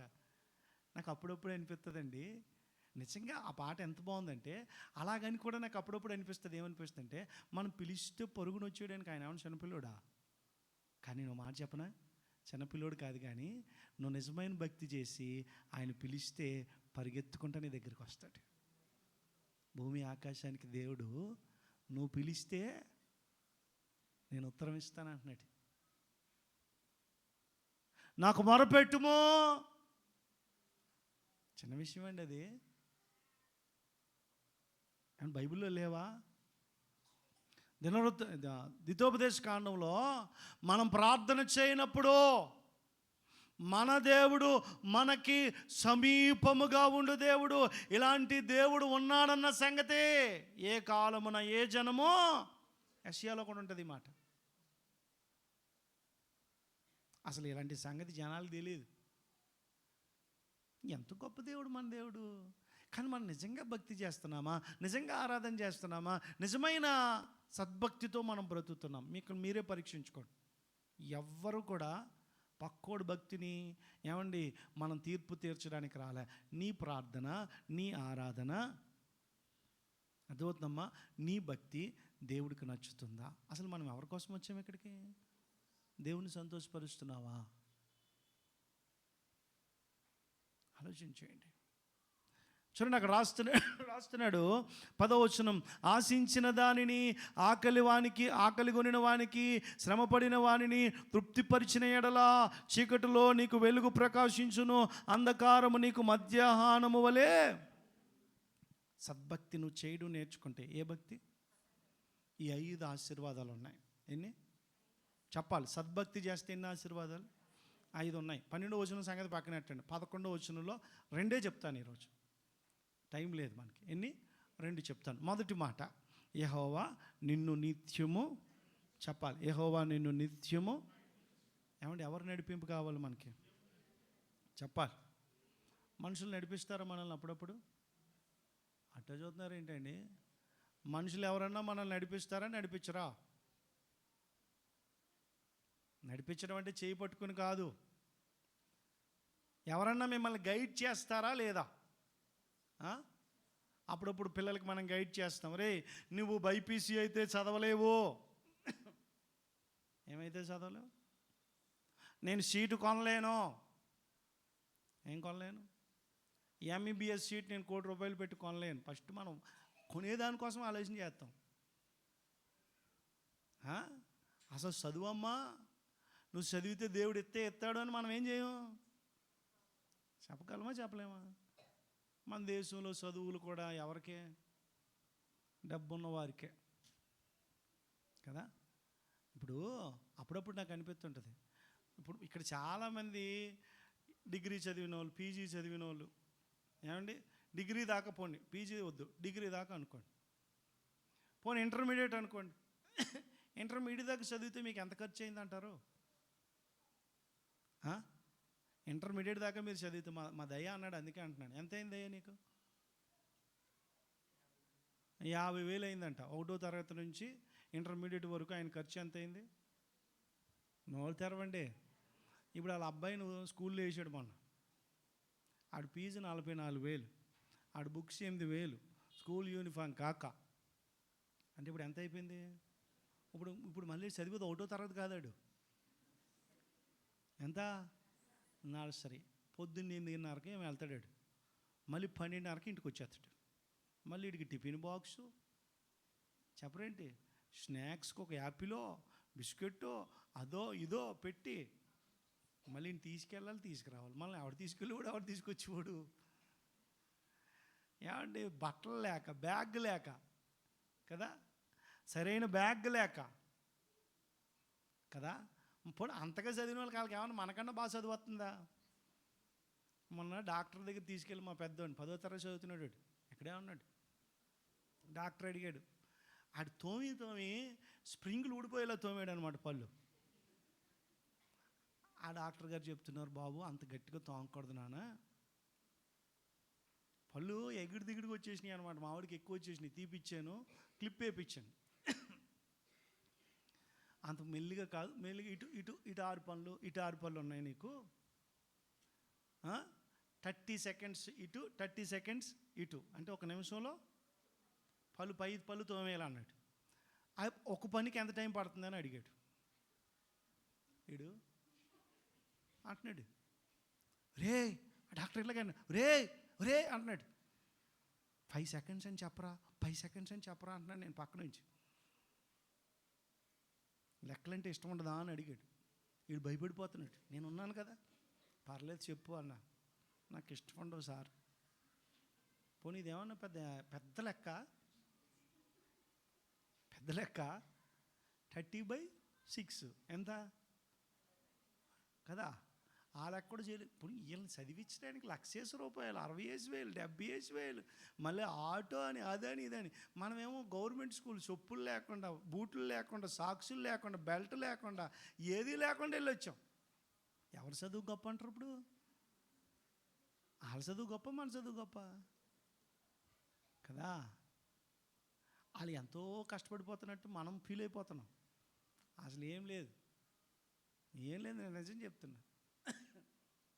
దేవుడు బిడ్డలారా, దేవుడు వాక్యం వింటున్న మన జీవితాల్లో దేవుడు చెప్తున్నాడు కదా, మన జీవితాల్లో చాలామంది మనకి దారి చూపించేవారు ఉంటారు, గైడ్ చేసేవారు ఉండొచ్చు. ఉంటారా అంటే కొంతమంది వెనకాల నడిస్తే ఏమండి కొన్నిసార్లు మనల్ని తప్పుల త్రోవలో కూడా నడిపిస్తారు. ఒక మాట చెప్తాను చూడండి, సామెతల గ్రంథం సామెతల గ్రంథంలో ఒక వచనం చదివిస్తాను. సామెతల గ్రంథంలో ఏమండి 5వ అధ్యాయం 5వ వచనం ఒకసారి చదవండి. 5:5 ఒకసారి చదవండి త్వరగా. ఎవరి నడతలంట? దాని నడతలు. చదువమ్మ. ఎక్కడికి నడుపుతాయంట? నరకానికి. ఎవరివిడా? నోరు తెరవండి. ఎవరు? జార స్త్రీ. బాబు పురుషులు, అక్కడక్కడ మనకి ఇలాంటి స్త్రీలు ఏమవుతారు చెప్పరేంటి? కనపడతారు. జార పురుషులు కనపడతారు. మీతో మా ఆడలతో చెప్తున్నాను. మాటల్లో మాటలు కలిపేవారు, అర్థమవుతుందమ్మా? మాటల్లో మాటలు కలిపే ఆడోళ్ళు అప్పుడప్పుడు ఏమవుతారు చెప్పరేంటి? కనపడతారు, నడిపిస్తారు. వాళ్ళ వెనకాల కనుక మనం వెళ్ళాము అనుకో, ఎవరు వెనకాల? ఆవిడ నడిపిస్తుంది. ఎక్కడికి చెప్పరేంటి? ఎక్కడికి? నేను మొన్నే చెప్పాను, మొన్న రాత్రి కర్ణాటకలో దగ్గర 7,000 మంది స్టూడెంట్స్కి ఎయిడ్స్ అంట. ఎంత? నోరు తెరవరేంటి? అంటే ఎవరు వెనకాల ఎవరు నడిచారు? ఇప్పుడు శరీర కోరికలు తీర్చుకోవడానికి పరిగెత్తే మనుషులు ఉన్నారు. ఇప్పుడు నిన్ను శరీరం నడిపిస్తుందా? మనుషులు నడిపిస్తున్నారా? పాపం నడిపిస్తుందా? లోకం నడిపిస్తుందా? ఆలోచించేయండి. వాళ్ళు చేశారు కదండి, వాళ్ళు వెళ్తున్నారు కదండి, వాళ్ళ వెనకాల నేను వెళ్ళిపోతానండి, నాకేం కాదు. మనం ఎవరు అడుగు జాడల్లో నడాలో తెలుసా? దేవుడు అడుగు జాడల్లో నడాలి. నీకు మార్గం చూపించేది ఎవరు? దేవుడు అయి ఉండాలి. నీకేది చెయ్యాలో, నేను నిజం చెప్తున్నా, పెళ్లి చేసుకోవాలంటే ప్రార్థన చేసుకోండి. ఇల్లు కట్టాలంటే దేవుడే చూపించాలి. మీ అందరికీ చెప్తున్నా, గుర్తుపెట్టుకోండి. ఏది జరగాలన్నా, నీ ఇంట్లో ఏది జరగాలన్నా, ఊరు వెళ్ళాలంటే దేవుడు మార్గాన్ని అడగండి. ప్రభువా, నీకు ఇష్టం లేకపోతే నన్ను ఇక్కడే ఉంచేయి, నువ్వు దారి చూపించాలి, నాకు నువ్వు నడిపించాలి నన్ను. ఎవరు? దేవుడు చూపిస్తాడా? మీకు ఓ మాట చెప్తాను. నా విషయం, మనందరికీ దేవుడు కార్యాల గురించి ఆలోచన చేస్తాం, కానీ దేనికోసం? నోరు తెరవండి. దేవుని కార్యాల కోసం ఆలోచన చేస్తాను చేయమా? అంటే ఏంటో తెలుసా? నేను ఒకప్పుడు లేని స్థితిలో ఉన్నాను, దేవుడు నన్ను ఆశీర్వదించాడు. ఒకప్పుడు పాపంలో ఉన్నాను, దేవుడు నన్ను బయటికి తీసుకొచ్చి, ఇవన్నీ ఆలోచన చేస్తాను చేయమా? నన్ను స్వస్థపరిచాడని ఆలోచన చేస్తాం, నన్ను ఆశీర్వదించాడని ఆలోచన చేస్తాం, నాకు సహాయం చేసాడని ఆలోచన చేస్తాం. కానీ మీలో ఎంతమంది మీకు దేవుడు నడిపింపు ఉందా లేదా అని ఎప్పుడన్నా ఆలోచన చేశారా? నేను అన్న ప్రశ్న మీకు అర్థమైందో లేదో? ఎవరు నడిపింపు? నువ్వు నడిచే నడత, దేవుడు నడిపించే నడత, నీ ఇష్టానుసారంగా నువ్వు నడుస్తున్నావా? ఆలోచించండి.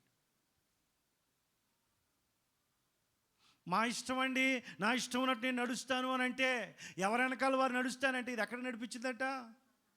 చూడండి, మరణానికి 14 చూడండి, 14వ అధ్యాయం అదే పుస్తకం 14 ఇంకో వచనం చదువుదాం. 15వ వచనం చదవండి. 15. ప్రతి మాటను నమ్మును, వివేకి అయిన వాడు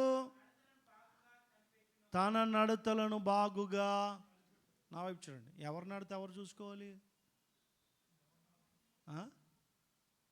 ఎవరు నడత ఎవరు చూసుకోవాలి? మిమ్మల్నే. నా నడత, మీ నడత. మన జబ్బు ఏంటో తెలుసా? ఆవిడ చీర కట్టు చూసావా? ఎవరు చీర? నీ కట్టు బాగుందా లేదో చూసుకో. 4 ఎట్టింది. ఎన్ని ఎట్టింది? అప్పుడప్పుడు వింటూ ఉంటాను ఈ మాటలో. ఎన్ని ఎట్టింది? 4 ఎట్టింది. 4 ఎట్టుకుంటుందో 5 ఎట్టుకుంటుందో 3 ఎట్టుకుంటుందో నీకెందుకు? నీకు అవసరమా? ఆవిడ జడేసిందో ఎరబూసిందో నీకెందుకు? నువ్వు ఎలాగుంటున్నావు, నీ కుటుంబం ఎలా ఉంటుంది, నీ పిల్లలు ఎలాగుంటున్నారో చూసుకోవాలి. పక్కోడు, నేను నిజం చెప్తున్నానండి, ఈరోజు మనల్ని మనం చూసుకుంటలా. నా బ్యాగ్లో ఉంటుంది ఆ పోస, మీకు చూపించాను ఒకసారి. అప్పుడప్పుడు చూసుకుంటూ ఉంటాను నేను, ఎందుకంటే నా కోసం చూసుకుంటాను. ఎవరి కోసం చెప్పరేంటి? ఎవరి కోసం? అప్పుడప్పుడు మనకు అనిపిస్తుంది, నేను ఎంత ఎరగున్నానో. ఎక్కడ చూసుకోవాలి? ఏ పోస్ కోసం చెప్తున్నాను నేను? మీకు తెలుసండి, బ్యాగ్లో వేసుకున్నాను నేను ఒకటి. అక్కడెక్కడికో మీటింగ్కి వెళ్తే అక్కడ అంతా అదే పోదు. అది పోస అనుకునేవాడిని, అది గింజ. అది ఏంటది? ఆ గురిగింద గింజ. పోస అంటే దండలు చేసేవారు అప్పుడు. కలర్ బాగుంటుంది, అది చాలా బాగుంటుంది చూడడానికి కలర్. కానీ అదేంటి? గింజ. అన్ని గింజల్లోకి మంచి రంగు ఉంటుందేమో అది అనుకుంటా. నాలో ఏ లోపము లేదు. పక్కన చూడమని దేవుడు చెప్పాడా? నీ నడతను నువ్వు కనిపెట్టు, నీ మార్గమును నువ్వు కనిపెట్టు. ఎట్లా ఉంది ఈరోజు? దేవుడికి ఇష్టంగా నడుస్తున్నావా? ఒక మంచి మాట చదివించి త్వరగా ముందుకు వెళ్తాను. చూడండి, ఒక మాట చదివించి ముందుకు వెళ్తాను దయచేసి. దేవుడు బిడ్డలారా, ఒక వచనం చదువుదాం. ఒక వచనం చదువుకుని త్వరగా ముందుకు వెళ్దాం. 103వ కీర్తన, 103వ కీర్తన 7వ వాక్యం చదవండి. 7వ వాక్యం చదవండి.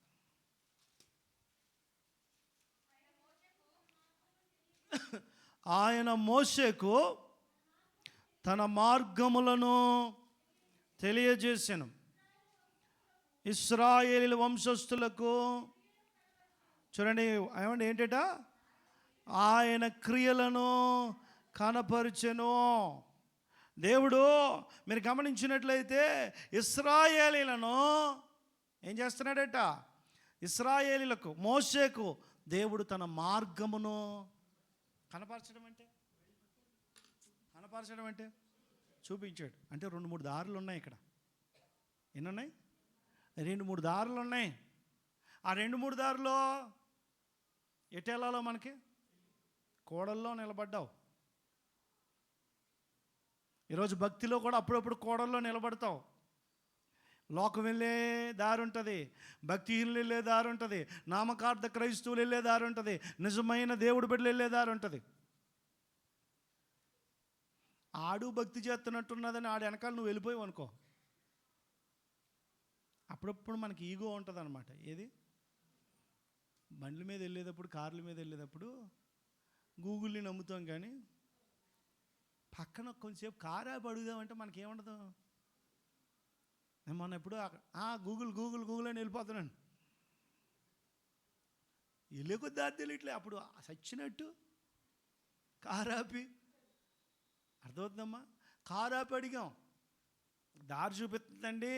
కాకినాడలో మా దయ్య నేనే కొవ్వూరు రోడ్డు వెనకాల రోడ్డు మీద వెళ్ళిపోతున్నాం అన్నమాట, కారు వేసుకుని. రోడ్డు అయిందా లేదా అని అంటే అప్పుడు చెప్తున్నారు, బిజ్జి తవ్వేశారండి అని అంటున్నాడు. మనం ఎవరిని అడగకూడదు అని అనుకుంటాం కొన్నిసార్లు. మోషే దేవుడిని అడిగాడు, అయ్యా నన్ను నీ మార్గంలో. 107వ కీర్తన ఇంకో వచనం చదివిస్తా. 107వ కీర్తన 7వ వాక్యం. వారొక నివాసపురము చేరునట్లుగా చక్కని త్రోవను ఆయన వారిని ఏం చేశాడంట? చెప్పాలి, ఏం చేశాడంట? నడిపించాడు. నడిపిస్తాడా నడిపించడా? చెప్పాలి. నడిపిస్తాడా నడిపించడా? ఏఆర్ స్టీవెన్సన్ గారు రాశారు మంచి పాట, నడిపిస్తాడు. 2005వ సంవత్సరం 4వ సంవత్సరం తెగ పాడేవారండి ఈ పాట. అప్పుడప్పుడు మనం పాత పాటలను వదిలేస్తుంటాం. ఏమండి, ఏం చేస్తాం? కొత్త మోజులో పాతవి వదిలేస్తుంటాం. కానీ పాతవి ఎంత బాగుంటాయో కొన్ని. అన్నీ మనకు కొన్ని నిజంగా అప్పుడప్పుడు అనిపిస్తున్నాయి. కొన్నిసార్లు మన ఆలోచన విధానం మారాలి. ఒక రకమైన పాటలు తప్ప ఇంకో రకమైన పాటలు పాడతలేదు మనం. అది కూడా జబ్బే. అన్ని పాటలు మంచిగా ఉన్నాయి. ఏఆర్ స్టీవెన్సన్ గారు కూడా చక్కటి పాట అది, నడిపిస్తాడు. తర్వాత లైన్, శ్రమలోనైనా నన్ను విడువడు, కష్టాలు కొలిమి అంధకారమే, అంధకారం దారి తన చిత్తం. చుట్టూ చీకటే ఉంది, ఎటు వెళ్ళాలో తెలియట్లా. దేవుడు అన్న నేనున్నా, నేనే వెలుగు, నేను నడిపిస్తా. నిజమండి. ఈరోజు మనం కోరుకోవాల్సింది ఏంటో తెలుసా? ప్రభా, నన్ను నీవు నడిపించు, నీ మార్గాలు నాకు తెలియజేయి. ఎవరి మార్గాలు? అసలు దేవుడి మార్గాలలో నడిస్తే మనకి ఎన్ని ఆశీర్వాదాలు తెలుసా? ఎన్ని ఆశీర్వాదాలు తెలుసా? దేవుడు ఎట్లా నడిపిస్తాడు? ఒక 3 మాటలు చెప్పి ఆ 2వ వాక్యంలోకి మనం వెళ్దాం. చూడండి, త్వరగా సమయం లేదు. ఏమండి, 23వ కీర్తనలో ఓ మంచి మాట ఉంటుంది. చూడండి, చదువుదాం. యెహోవా నా కాపరి, నాకు లేమి కలగదు. పచ్చిక గల చోట్ల ఆయన నన్ను పరుండ చేయును. శాంతికరమైన జలముల యొద్దకు ఆయన నన్ను నడిపించును. గాఢాంధకార లోయలో నేను సంచరించునను, ఏ అపాయమునకు నేను భయపడను. నీ దుడ్డు కర్ర, నీ దండము నన్ను. ఏమండి, ఇక్కడున్న మాట మీరు గమనిస్తే ఒక మంచి మాట ఉంది. ఏంటి అని అంటే, అక్కడ 3వ వచనంలో నీతి మార్గములలో, ఎక్కడ? నీతి మార్గములలో నన్ను నడిపించును. ఎన్నిసార్లు వాడాడు? శాంతికరమైన జలముల యొద్దకు. ఏ మార్గము దేవుడిది? నీతి మార్గం. ఎక్కడ నడిపిస్తాడు? శాంతికరమైన జలముల యొద్దకు నడిపిస్తాడు. ఇప్పుడు దేవుడు నడిపిస్తాడా, నడిపించడా? దేవుడు చక్కగా నడిపిస్తాడా, నడిపించడా? నాకు పిఎస్ స్వామి గారు చెప్పారు ఇందాక 107వ కీర్తన 7వ వచనం, వారొక పురము చేరున్నట్లుగా ఆయన వారిని చక్కటి త్రోవను, ఆయన వారిని ఏ త్రోవ? నోరు తెరవండి అమ్మా. దేవుడు నడిపించే త్రోవ చక్కగా ఉంటుందా, ఉండదా? దేవుడు నడిపించే త్రోవ చక్కగా ఉంటుందా, ఉండదా? చక్కగా ఎక్కడ ఉంటుందండి? వంకరగా ఉంటుంది, చక్కగా ఉండదు. ఇశ్రాయేలు కోసమే ఆ మాట చెప్పాడు, అవునా? చెప్పాలండి. అంటే దేవుడు హైవే రోడ్డు ఉండాలి, కానీ దేవుడు ఎక్కడ రోడ్డు వేసాడు? ఇశ్రాయేల్కి ఎక్కడ రోడ్డు వేశారు? సముద్రంలో వేసాడు, అరణ్యంలో వేసాడు, మారా అనుభవంలో వేసాడు. ఏమండి, మారా అనుభవంలో వేసాడు, ఎడారిలో వేసాడు. హితోపదేశకాండం 32వ అధ్యాయం చూడండి, 32వ అధ్యాయం ఆ మాట కనపడుతుంది. 32:10 వాక్యం, 32:10 చదువుదాం. చూడండి, హితోపదేశకాండం 32:10. అరణ్య ప్రదేశములోను, భీకరగల పాడైన ఎడారిలోను ఆయన చూడండి వానిని కనుగొని ఆదరించి పరామర్శించి కనురెప్పవలే వానిని ఏం చేసాడంట? కాపాడెను. ఎలా నడిపించాడు? పక్షిరాజు తన గూడు రేపి తన పిల్లల పైన అల్లాడుచు రెక్కలు చాపి వాటిని పట్టుకొని తన రెక్కల మీద వాటిని మోయినట్లుగా ఆయన వారిని. ఆ కింద లైన్ బాగుంది, ఎలాగా? మోసి తీసుకొచ్చానంటే బాగుంది, కానీ ఆ పై లైన్ ఎలాగుందో తెలుసా? భీకరగల, ఎక్కడ నీరు దొరకదండి. ఎటు వెళ్ళినా 100 కిలోమీటర్లు నీరు దొరకదు. దేవుడు నడిపించాడు. ఎటు చూసినా ఎండమాములే కనపడుతున్నాయి, ఎటు చూసినా ఎడారులే కనపడుతున్నాయి. నా పరిస్థితి ఏమిటి అని నీకు అనిపిస్తే నేను మాట చెప్పనా? ఎక్కడ నీరు కనపడకపోతే నా దేవుడే నిన్ను దాహము తీర్చే బండ అయ్యే దేవుడు. ఆయన దేవుడు తీరుస్తాడండి. నీకు ఎక్కడ కనపడదో, నీ కనుచూపు మేరలో ఎక్కడా కూడా నీకు ఆదరణ కలిగేటట్టుగా కనిపించదు. ఎక్కడ ఆశపడ్డానికి ఏది కనిపించదు. కానీ దేవుడు నడిపిస్తున్నప్పుడు నీ ప్రతి అవసరం దేవుడే తీరుస్తాడు. ఎవరితో నడాలి నువ్వు? దేవుడితో నడవటానికి ఏం కావాలో తెలుసా? విశ్వాసం. ఏం కావాలి చెప్పాలి? దేవుడితో నడవటానికి విశ్వాసం కావాలి. ఈరోజు చాలామంది జీవితాల్లో లేనిది ఏంటో తెలుసా? ప్రభువా, నువ్వు నన్ను నడిపించు, ప్రభా నువ్వు నన్ను నడిపించు అని చెప్పి మనం ఏం చేయాలంటే దేవుణ్ణి అడగాలి. దేవుణ్ణి అడిగే స్థితి ఈరోజు చాలామంది జీవితాల్లో లేదు.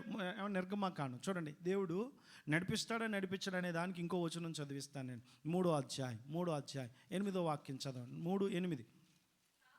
కాబట్టి ఐగుప్తుల చేతిలో నుండి వారిని విడిపించుటకును ఆ దేశములో నుండి విశాలమైన మంచి దేశమును అనగా పెరిజీలకు, ఇవీలకు, యోబూసీలకు నివాస స్థానమైన పాలు తేనెలు ప్రవహించు దేశమునకు వారిని నడిపించుటకు.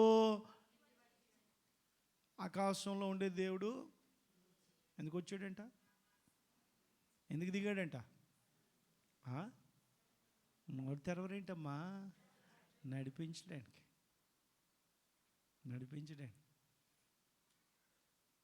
బేకరగల ఎడారి ప్రాంతంలో నడిపిస్తున్నాడు. చుట్టూ భయం. కొన్ని మార్గాల్లో వెళ్తుంటే మనకు భయం వేస్తుందా ఏదా?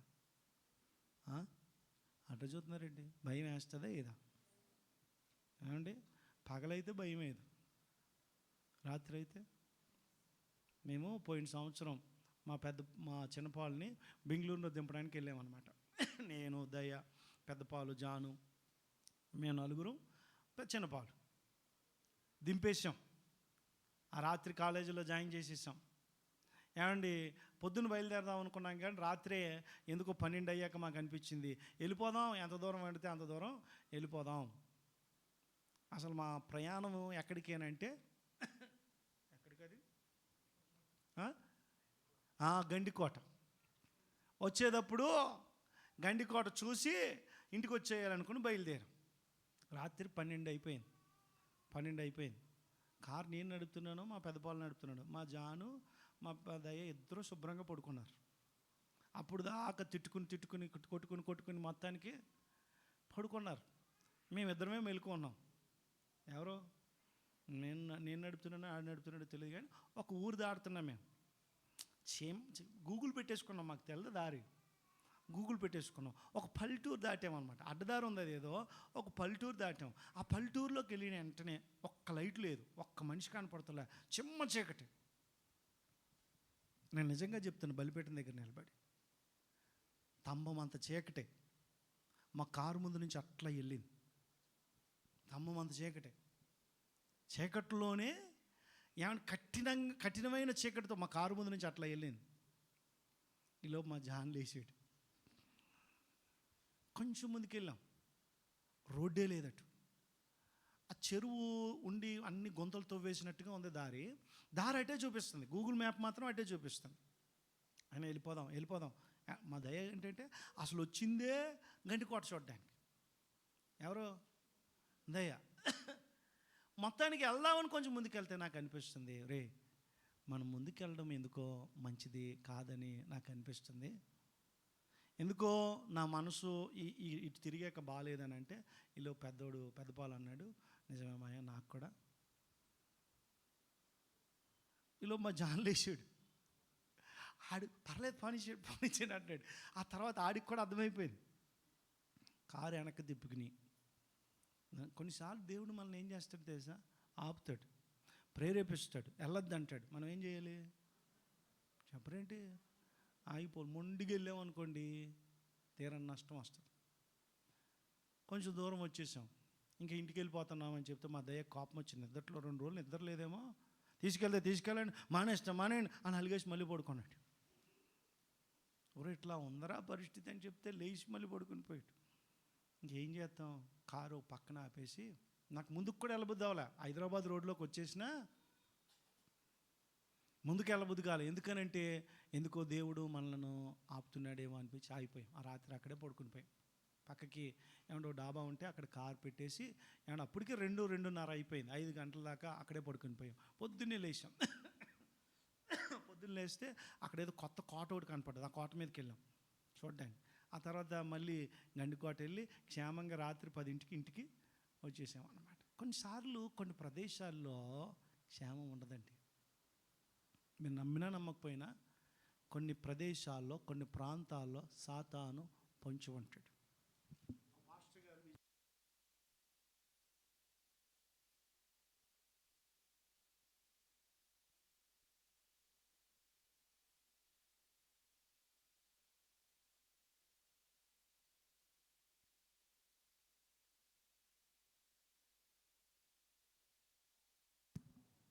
ఇష్టానుసారంగా మాట్లాడాడు. నేను నిజంగా చెప్తున్నా, ఇది జరిగింది. నేను బైబిల్ కాలేజీలో ఉన్నప్పుడు జరిగింది. మీటింగ్కి వెళ్ళావా, వాక్యం చెప్పావా, ప్రార్థన చేసావా, నువ్వేం చేయాలి?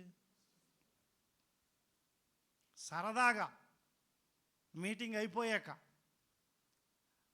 నా కృష్ణానది ఉంటుంది కదా, ఆ నది దగ్గర స్నానం చేయడానికి వెళ్ళా. భార్య ఒక్కదే గట్టు మీద కూర్చుందండి. పిల్లలు పాస్టర్ గారు అలా కొట్టుకుపోయారు. ముగ్గురు చచ్చిపోయారు. ఈరోజు మనకి దేవుడు నడిపింపు లేకుండా ఎక్కడ పడితే అక్కడికి వెళ్ళిపోదామని, ఏది పడితే అది చేద్దామని, ఏదైతే అది నాకు మంచిదని నువ్వు అనుకోకూడదు. దేవుడిని అడగాలి, ప్రభా నేను వెళ్తున్నా, నాకు మంచిదా? నువ్వు నాతో ఉన్నావా? నువ్వు ఉంటే, నువ్వు నడిపిస్తే ఎడారైనా, అది భయంకరమైన ఎడారైనా ఎడారిగా అనిపించదు. ద్వితోపదేశకాండం 29 చదివిస్తాను చూడండి. 29 5వ వాక్యం చదవండి. 5వ వాక్యం చదవండి.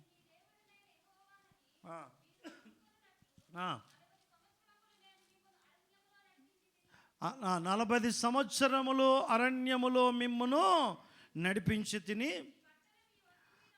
చూడండి, మీ బట్టలు మీ ఒంటి మీద పాతగిల్లపోలేదు, మీ చెప్పులు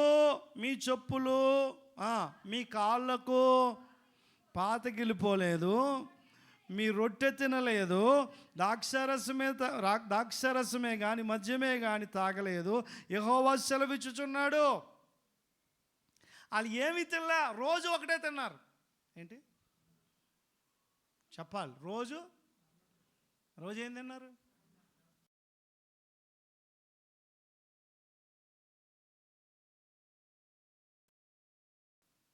ఇప్పుడు మీరు హాస్పిటల్కి వెళ్ళారనుకోండి, మీ ప్లేట్ ఎట్లా ఉండాలని చెప్తున్నారు? ఇప్పుడు ఎక్కువ అయిపోయింది కదమ్మా, ఏం చెప్తున్నారు? జిమ్కి వెళ్ళే వాళ్ళు చెప్పాలి, ఇంత రైసు, అంత కూర, అంత ప్రోటీను, అంటే చికెనో గుడ్డో ఫిషో ఓ పక్క, తర్వాత ఏంటి ఫైబర్, ఏంటి ఫైబర్ ఓ పక్కన ఉండాలి, కొవ్వు ఒక పక్క ఉండాలి, గుడ్ ఫ్యాట్స్ 10 రకాలు ఉండాలి ప్లేట్లో. చూడడానికి కలర్ఫుల్గా ఉండాలి. ఇస్రాయిల్ ప్లేట్లో రోజు ఒకటే. ఏంటి? ఇప్పుడు మీకు ఒక మాట చెప్తారు, రోజు మాంసమే మంచిదని రోజు మాంసమే తిన్నారనుకోండి, ఏమవుతుందో తెలుసా? అన్నం తినడం మానేసి మాంసం తినండి, ఏమవుతుంది చెప్పాలి? ఏమవుతుంది? మోషన్ రాదు, ఉట్టి మాంసమే తింటే, తెలుసా? అందుకే అన్ని రకాలు తినాలని డాక్టర్లు చెప్తున్నారు. రోజుకి 100 గ్రాములు ప్రోటీన్ తినాలంట, కనీసం 25 గ్రాముల ఫైబర్ తినాలంట.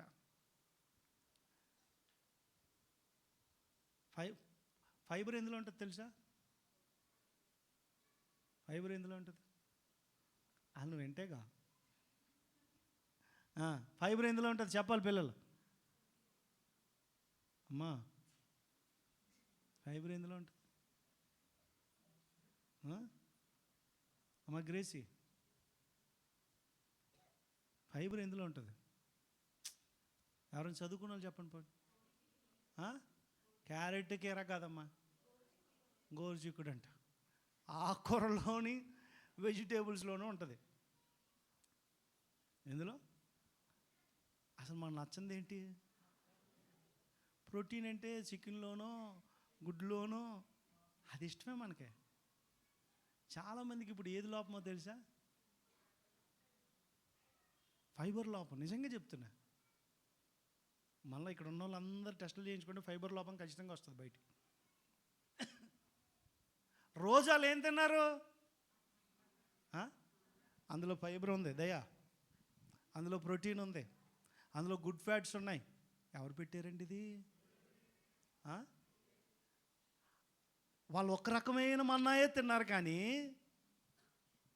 అన్ని పోషకాలు వాళ్ళకంది. అక్కడ రాసిన మాట, వాళ్ళల్లో ఒక్కడ కాలు వాయలేదంట. రాసిందా? మావిడ రోజు 1 గంటన్న పడుకుంటుంది. నిజంగా రోజు ఒక మధ్యాహ్నం ఒక గంటనే నిద్రపోద్ది అనమాట. నేను మొన్న అన్న, రోజు పడుకుంటున్నావు నీకు మంచిది కాదన్న. పడుకోపోతే నాకు మెండ నొప్పి వచ్చేస్తుంది అంటుంది అన్నది.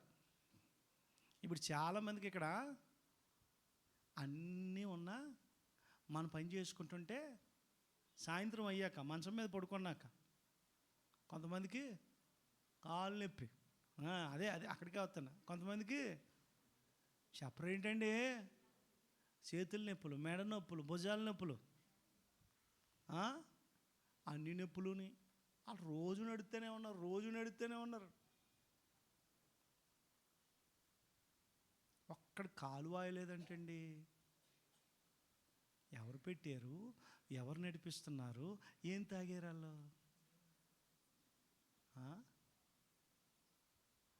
ఏమంటే వారానికి ఒకసారి రెండు సార్లు మాంసం తినేసిన పిల్లలకి బూస్ట్ అని, హార్లిక్స్ అని, అదని ఇదని కల్పించేస్తూనే ఉన్నాం మన పిల్లలకి. దేవుడు ఏమి ఇచ్చాడండి? బూస్ట్ ఇచ్చాడా? హార్లిక్స్ ఇచ్చాడా? కాంప్లైంట్ ఇచ్చాడా? 40 ఏళ్ళు ఒక్కటే తిండి పెట్టాడు. కానీ ఆ మన్నా తిన్నా ఏమండి వాళ్ళలో ఎవ్వరికే. యూట్యూబ్లో వాక్యం ఉంటుంది, రమ్యమైన వాటిని నిరాకరించారని ఉంటుంది మన దాంట్లోనే. వినండి ఏంటి, ఇశ్రాయేలీలు రమ్యమైన వాటిని నిరాకరించారని చెప్పాను నేను వాక్యం. అది మన్నా కోసం చెప్పా. రమ్యమైంది ఏంటో తెలుసా? మన్నా. కంటి చూపు తగ్గిపోయిందా? 120 సంవత్సరాలు ఎవరిదే? కంటి చూపు తగ్గలేదంటే, బలం తగ్గలేదంటే, సత్తువ తగ్గలేదంటే. మనకేమో మన సత్యబాబు అని అంటున్నాడు అనమాట, కంట్లో శుక్లాలు వచ్చినాయి అయ్యగారు, ఆపరేషన్ చేయించుకున్నాను, ఆపరేషన్ ఫెయిల్ అయింది, మస్క్ వచ్చి కనపడతలేదు కన్ను అంటున్నాడు. 45, 46 ఉంటాయి, కన్ను ఏమవట్లేదు. నాకు కూడా ఉంది. మనం పెట్టుకోవడానికి కొంచెం ఏముంటుంది మనకి. మొన్నటిదాకా దూరంది కనిపించేది కాదు, ఇప్పుడు దగ్గర కూడా కనిపించట్లేదు. 2 వచ్చేసినాయి. బైఫోకల్ అంటారు అనమాట దాన్ని. దూరంది దగ్గరది 2 కనపడతలేదు ఇప్పుడు. అంటే చిన్న చిన్న అక్షరాలు కనపడవు. అలాగని స్పష్టంగా వెనకాల కూర్చున్న వాళ్ళు కూడా అప్పుడప్పుడు కనపడరు. మస్క్ వచ్చేసింది. 40 ఏళ్ళు. అర్థమవుతుందా? 120 సంవత్సరాలు ఆయనకి ఏం తగ్గలేదు. అప్పుడు కాలు జోడే లేదండి. ఎందుకు అనంటే దేవుడు వారిని, విచిత్రం, జపనీయ శాస్త్రి గారు చెప్పారు, నాకు ఇప్పటికీ గుర్తే. కొంతమంది మాటలు వెళ్ళి విచిత్రంగా అనిపిస్తాయి.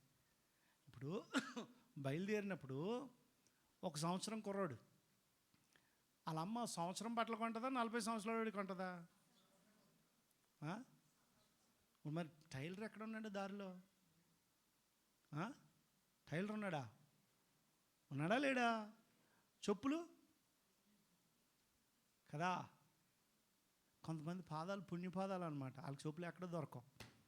మన చర్చిలో రాజుగారు చాలా షాపులకి వెళ్తాం మేము, అప్పుడప్పుడు ఆయన షట్టే అవు ఏంటో పెద్దగా ఉంటుంది పాదం ఒక్కొక్కరిది, గమ్ముని. ఇంకొకరు చాలా చిన్నగా ఉంటుంది, మా చెల్లి ఎస్తేరులాగా ఎంతే ఉంటుంది, గమ్ముని దొరకో, చిన్నగున్న బాధే. కానీ దేవుడు విడిచిపెట్టాడండి. విడిచిపెట్టాడా? వాళ్ళ చెప్పులు అరగలేదంట, చెప్పులు పాతకెళ్ళలేదంట. మనం కొన్న చెప్పులు ఎన్ని సంవత్సరాలు ఉంటాయి? ఎన్ని సంవత్సరాలా? ఏడాదా? 3 నెలలు 6 నెలలు మంచిగా వాడితే. ఒకవేళ మీకు 5-6 జతలు ఉంటే, ఇప్పుడు ఉన్నాయి కదా చాలామందికి, ఎన్ని 5-6 జతలు ఉంటున్నాయి, 2 రకాల షూ. ఏమంటే ఒకటి బ్రౌను, బ్లాక్, యాక్షన్ షూ, 3 ఇంట్లో వేసుకుని బయటికి వెళ్ళినప్పుడు వేసుకుని, 2 రకాల చెప్పులు. డైలీ వేరు ఒక రకం, అప్పుడప్పుడు వేసుకుంటే ఎందుకు పాడవుతాయి కదా. వాళ్ళకి ఒకటే జత. కానీ ఏమవలా, బట్టలు కూడా ఎదిగాయంటండి. దేవుడు వారి ప్రతి అవసరాన్ని ఎవరితో నడుస్తున్నారు? వాళ్ళు స్వామన్న చెప్పిన మాట, నడిపించే వాడితో మనము నడవాలి. ఎవరితో? ఎవరితో? నడిపించేవాడితో, గమ్యానికి చేర్చేవాడితో మనం ఏం చేయాలి తెలుసా? నడవాలి. అరణ్యములో నీకు మంచి మాట చెప్తే త్వరగా ముందుకెళ్తాను. చూడండి ఒక మాట, ఆయన ఎట్లా నడిపిస్తాడు అనే దానికి ఒక వచనం చదివిస్తాను. చూడండి 32వ కీర్తన 8-9 వచనాలు చదువు. 8-9. నీకు ఉపదేశము చేసేదను, నేను నడవవలసిన మార్గమును నీకు బోధించదను, నీ మీద దృష్టి ఉంచి నీకు ఆలోచన చెప్పేదను. ఏమంటే దేవుడు ఆలోచన చెప్తాడు, చెప్పడం, మార్గం చూపిస్తాడు, చూపించడం. మీ అందరికీ చెప్తాను, ఏమన్నా బిడ్డలు, ప్రాముఖ్యంగా మీ భవిష్యత్తు గురించి దేవుడు ఆలోచన మీరు అడగాలి. మీ చదువు విషయంలో కావచ్చు, మీ ఉద్యోగ విషయంలో కావచ్చు, మీ వివాహ విషయంలో కావచ్చు, ఏమంటే మీరు ఇల్లు కట్టే విషయంలో కావచ్చు, పెళ్లి చేసే విషయంలో కావచ్చు, తల్లిదండ్రులకి మీ అందరికీ చెప్తున్నా, అప్పు చేసే విషయంలో కూడా చెయ్యాలా వద్దా అని దేవుని అడిగి చేయండి.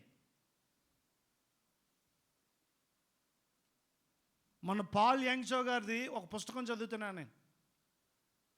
సేవలో తిరిగి ఆయనకి లోపడున్న అవయవాలు పాడైపోయినాయి అంట. సరిగ్గా తినక, టైంకి నిద్రపోక ఏమైనాయి? అర్జెంటుగా ఆపరేషన్ చేయాలి. సౌత్ కొరియాలో చెప్తే, సౌత్ కొరియాలో మంచి హాస్పిటల్ లేదని ఆయన ఎక్కడ తీసుకెళ్లారంటే జపాన్ దేశాన్ని తీసుకెళ్లారంట, పక్కనే ఉంటుంది. ఆ పెద్ద డాక్టర్ చూసి అన్ని టెస్టులు చేసి అన్నాడంట, అర్జెంటుగా ఈయనకి ఏం చేయాలి, మీరు జాయిన్ అయిపోండి, రేపు ఆపరేషన్ చేసేద్దాం అన్నారంట. ఆయన అన్నాడంట, పాల్ యాంగ్షో గారు, నాకు ఒక 10 రోజులు టైం ఇవ్వండి, ఇంటికి వెళ్ళి మళ్ళీ వస్తాను. ఏంటి? ఇంటికి వెళ్ళి మళ్ళీ లేదండి, తల్లి ఆ భార్య కానీ పిల్లలు కానీ ఒప్పుకోవట్లేదంట. ఉండిపో డాడీ, ఉండిపోండి అని వాళ్ళందరూ చెప్తూ ఉంటే, లేదు 10 రోజులు వెళ్ళి. పాల్ యాంగ్షో గారు ఏమండి ఉపవాసం ఉండటానికి ఒక గృహ కట్టించుకున్నాడంట. కొండలు ఉంటాయంట, ఆ ప్రాంతంలో కొండల్లో గృహంలోకి వెళ్ళిపోయి ఉపవాసం ఉండి ప్రార్థన చేసుకుంటారంట. ఇంటికి వెళ్ళాక ఉపవాసం ఉండి ఆ గృహలోకి వెళ్ళిపోయి ప్రార్థన చేసుకుని, ప్రభువా నీ సేవ చేసే కదా నాకు అనారోగ్యం వచ్చింది, నీ సేవ చేసే కదా నాకు ఈ అనారోగ్యం వచ్చింది, నన్ను నువ్వు ఎందుకు స్వస్థపరచలేదని ప్రార్థన చేస్తున్నాడంట. దేవుడు అన్నాడంట, నువ్వు నన్ను స్వస్థపరచమని అడిగావా?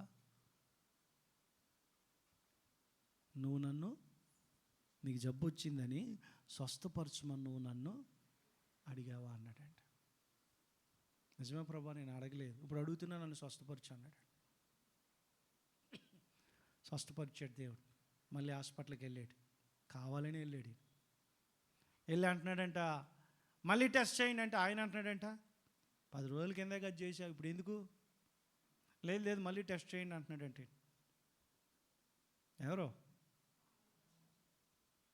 సరే టెస్ట్ చేస్తే అసలు ఈయనలో ఏం లేదంటే, ఎప్పుడు దేనికైతే ఆపరేషన్ చేయాలో ఆ అనారోగ్యం ఈయనలో ఏమైందండి? నేను 10 రోజులు టైం అడిగా కదా. ఎందుకు అడిగానంటే నా దేవుడిని అడగడానికి. దేవుడు ఆలోచన కోసం మనం ఏం చేయాలి చెప్పరేంటి? అడగాలి. దేవుడు నడిపింపు కోసం మనం అడగాలి. దేవుడు నడిపిస్తాడా? చూడండి ఎలా నడిపిస్తాడు అని అంటే, యోహాను సువార్త చూడండి ఎలా నడిపిస్తాడో మీకు చూపిస్తాను. ఒక మాట 10వ అధ్యాయం 4వ వచనం, త్వరగా చదవండి. 14.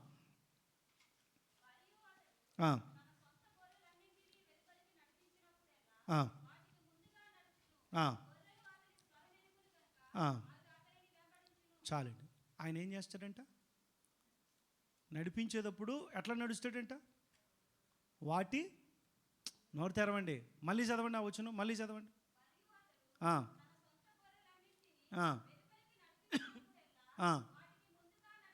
ఏమండి మీకు ముందు ఎవరు నడుస్తారు? నోరు తెరవాలి. ఆయన మార్గదర్శి. ఆయన నిన్ను నడిపించే ముందు నీకు దారి చూపించడానికి ఆయన ఏం చేస్తాడు? నీకు దారి చూపించడానికి ఆయన అడుగుజాడల్లో నువ్వు నడాలి. ఆయన అడుగుజాడల్లో నువ్వు నడాలి. ఆయన నిన్ను నడిపించడానికి నీ ముందు నడుస్తున్నాడంట. ఎవరు? నోరు తెరవండి. ఇప్పుడు నువ్వు వెనకాల ఎవరు నడాలి? మేకాలో మంచి మాట ఉంటుంది. మీకా ఒకసారి చూడండి. మీకా 2:13 చదవండి. 2:13 చదవండి త్వరగా, టైం అయిపోయింది. ప్రాకారములను పడగొట్టువాడు వారికి ముందు. ఒక్క నిమిషం ఆగుదామండి. నీ ముందు ప్రాకారాలు ఉన్నాయి, నీకు తెలుసా తెల్లా? నీ ముందు అడ్డుగోడలు ఉన్నాయి, నీకు తెలుసా తెల్లా? తెలుసు కదా. నువ్వు వెళ్ళగలవా లేదా? ఇప్పుడు మీకు సింపుల్ లాజిక్ నా వైపు చూడండి అమ్మా. ఒకసారి చూడండి, ఇటు చూడండి. ఇశ్రాయేలు పాలు తేనెలు ప్రవహించే దేశమే వెళ్తున్నారు. వాళ్ళకి ఏం అడ్డు వచ్చింది? ఎర్ర సముద్రం వచ్చింది. దారి ఇచ్చిందా లేదా? తర్వాత యోర్దాను నది ఇచ్చిందా లేదా? ఇప్పుడు వాళ్ళకి ఏమండి ఎరుకో గోడలు అడ్డు వచ్చాయి. ఇప్పుడు ఈ మేక దగ్గర వాక్యం అక్కడ అప్లై చేస్తే, ఎక్కడ? ఎరుకో గోడల దగ్గర అప్లై చేస్తే, ప్రాకారాలు పడగొట్టేవాడు వారికి ముందుగా పోవును. చదవండి. గుమ్మములను పడగొట్టి ఎవరు దాటిపోయారు? ఇప్పుడు ఎవరు పడగొట్టారు? ఎవరు దాటారు? దేవుడు పడగొట్టాడు, ఇశ్రాయేలు దాటిపోయారు. నీకు ముందున్న అడ్డుగోడలను పడగొట్టాలి అని అంటే నువ్వు దేవుడి నడిపింపులో ఉండాలి. 2, నీ ముందుకున్న ప్రాకారాలు కూలిపోవాలంటే నువ్వు దేవుడి వెనకాల నడవాలి, లోకం వెనకాల కాదు, ఆస్తిపాస్తుల వెనకాల కాదు, డబ్బు వెనకాల కాదు. మనం దేవుడితో ఏం చేయాలో తెలుసా? ఇంకో వచనం చదివిస్తాను చూడండి. ఇంకో వచనం చదివిస్తాను. 1 పేతురు పత్రిక. ఆయన ఎట్లా నడిపిస్తాడనే దానికి నేను చూపిస్తున్నాను. 2వ అధ్యాయం 21వ వచనం చదువు. 2:21. క్రీస్తు కూడా మీ కొరకు బాధపడి మీరు తన అడుగుజాడల యందు నడుచుకొనున్నట్లు. ఎవరు అడుగుల్లో? చెప్పాలి. ఎవరు అడుగుల్లో? చెప్పరేంటండి? నువ్వు ఎవరు అడుగు జాడల్లో నడుస్తున్నావు? ఎవరు నీకు మాదిరి? ఎవరు నీకు మార్గదర్శి? లోకమా దేవుడా? ఎఫెసీయులకు రాసిన పత్రిక 2:10. ఎఫెసీయులకు రాసిన పత్రిక 2:10 చదవండి ఒకసారి.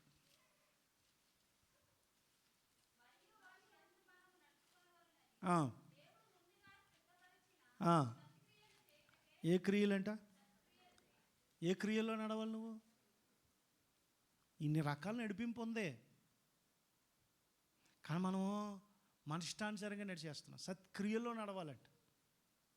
మొదటి మాట, మనము దేవుడితో ఏం చేయాలో తెలుసా? నడవాలి. 2వ మాటలోకి వెళ్ళిపోదాం, మనకు టైం లేదు. ఒక్క 10 నిమిషాలు నేను ముగించేస్తానమ్మా, అయిపోయింది టైము. 2వ మాట మళ్ళీ యెషయా గ్రంథం 58:11 వచనం మరలా చదువుదాం. 11వ వచనం మరలా చదువుదాం. క్షామకాలమున ఆయన నిన్ను చెప్పాలి. ఎప్పుడు తృప్తిపరుస్తాడంట? అందరు చెప్పాలి. ఎప్పుడు? అన్నీ ఉన్నప్పుడు తృప్తి కాదు, ఏమీ లేనప్పుడే దేవుడు నిన్ను, నోరు తెరవండి, ఏమీ లేనప్పుడే దేవుడు నిన్ను ఏం చేస్తాడు తెలుసా? తృప్తిపరుస్తాడు.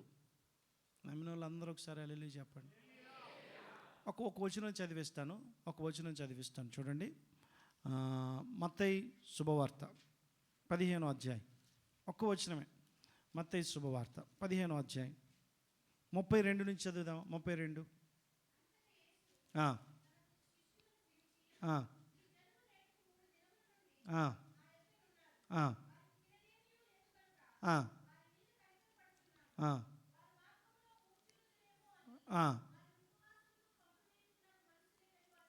చాలండి. ఇప్పుడు ఒక్క నిమిషం ఆగుదాం. ఇక్కడ ఈ ఒక్క మాటే చెప్తాను. నా వైపు చూడండి.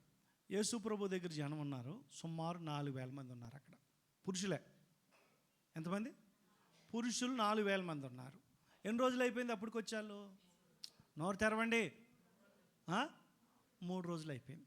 ఇప్పుడు దేవుడు అంటున్నాడు, ఇదిగో అక్కడ మంచి మాట ఉంది. చివరి లైన్లో మనం చదువుకున్న దాంట్లోనే చివరి లైన్లో వారి మీద కనికర పడుతున్నానని చెబుతూ కింద అంటాడు ఒక మాట. ఏంటి అని? ఒక్క నిమిషం, నేను మా బైబిల్ ఏం రాసుకున్నాను తెలుసా? దేవుడి దగ్గరికి వచ్చిన వాళ్ళని ఆకలితో పంపించటము దేవునికి ఇష్టం లేదని రాసుకున్నాను. నిజంగా రాసుకున్నాను, కొత్త బైబిల్లో ఉంటుంది అన్నమాట. దేవుడి దగ్గరికి వచ్చిన వాళ్ళని ఉపవాసముతో అంటే ఖాళీ కడుపుతో. దేవుడు ఏమంటున్నాడు? నాకు వాళ్ళని ఖాళీ కడుపుతో పంపించటము. పోనీ అక్కడ ఏమన్నా వంట చేసి ఏమన్నా బియ్యం బ్యాగులు తెచ్చి ఏమన్నా ఎవరన్నా స్పాన్సర్ చేసిన మనుషులు ఉన్నారా? అది ఎక్కడది? అరణ్యం. మళ్ళీ చదువు, ఆ వచనం చదువు, మళ్ళీ చదువుదాం చూడండి. ఆ వచనం మళ్ళీ చదవనా?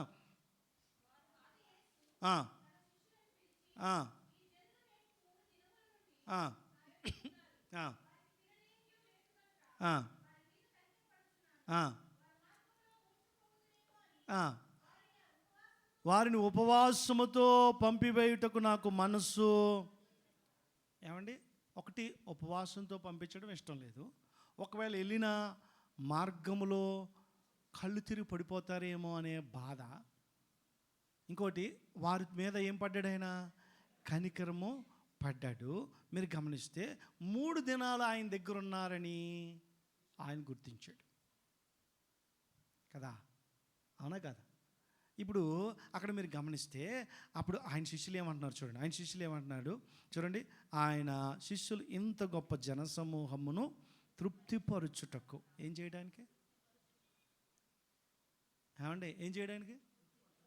తృప్తిపరచడానికి. మనుషుల్ని తృప్తిపరచడం ఈజీయా కష్టమా? అప్పుడప్పుడు నేను చూస్తాను, ఇంటికాడ 1/2 కేజీ మాంసం తెచ్చుకుంటే, ఎంత తెచ్చుకుంటారమ్మా మీ ఇంటికాడ? నోరు తెరవండి. 1/2 కేజీ మాంసం తెచ్చుకుంటే ఏమండి, మొత్తానికి పిల్లలకి మెత్తన ముక్కలు వేసో మనం గట్టి వేసుకునో కడుపు నింపేసుకుంటాం. మన ఫ్యామిలీ ఇప్పుడు పెళ్ళికి వెళ్ళింది అనుకోండి, ఎక్కడికి? మా ఇంటికాడ మేము గరిటె కూర సరిపెట్టేసుకుంటాము అని పెళ్ళిలో సరిపెట్టుకుంటారా? ఒక గరిటె కూర వేసారనుకోండి, ఏమంటారు? చెప్పరేంటండి? నేను అప్పుడప్పుడు కొంతమంది తినేటప్పుడు చూస్తానన్నమాట. పెళ్ళిళ్ళలో ఫంక్షన్లో తినేటప్పుడు వాళ్ళు మెత్తన మొక్కలు తప్ప వేరే తినరు. ఇంకా అలాంటి దుమ్ములు లాంటివి వస్తే పక్క తోసి పడేస్తుంటారు. ఇంటికాడ అనుకో, ఆ దుమ్ముకున్న మాంసం కూడా ఏలుతోటి గోరుతోటి పీక్కుని తింటారు. అర్థమవుతుంది అన్నమాట. ఇప్పుడు 4,000 మందిని తృప్తిపరచడం ఈజీయే కష్టమా?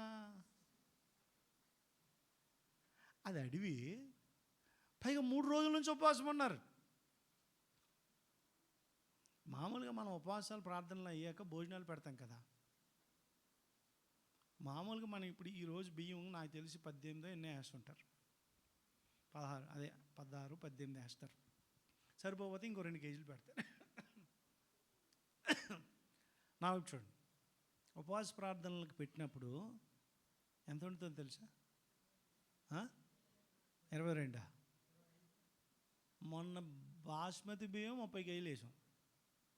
అంటే మనందరూ బయట వాళ్ళు కూడా వచ్చారు అనుకోండి. ఉపవాసాలు ఉన్నప్పుడు ఒక ముద్ద ఎక్కువ తింటుంది, తక్కువ తింటాం.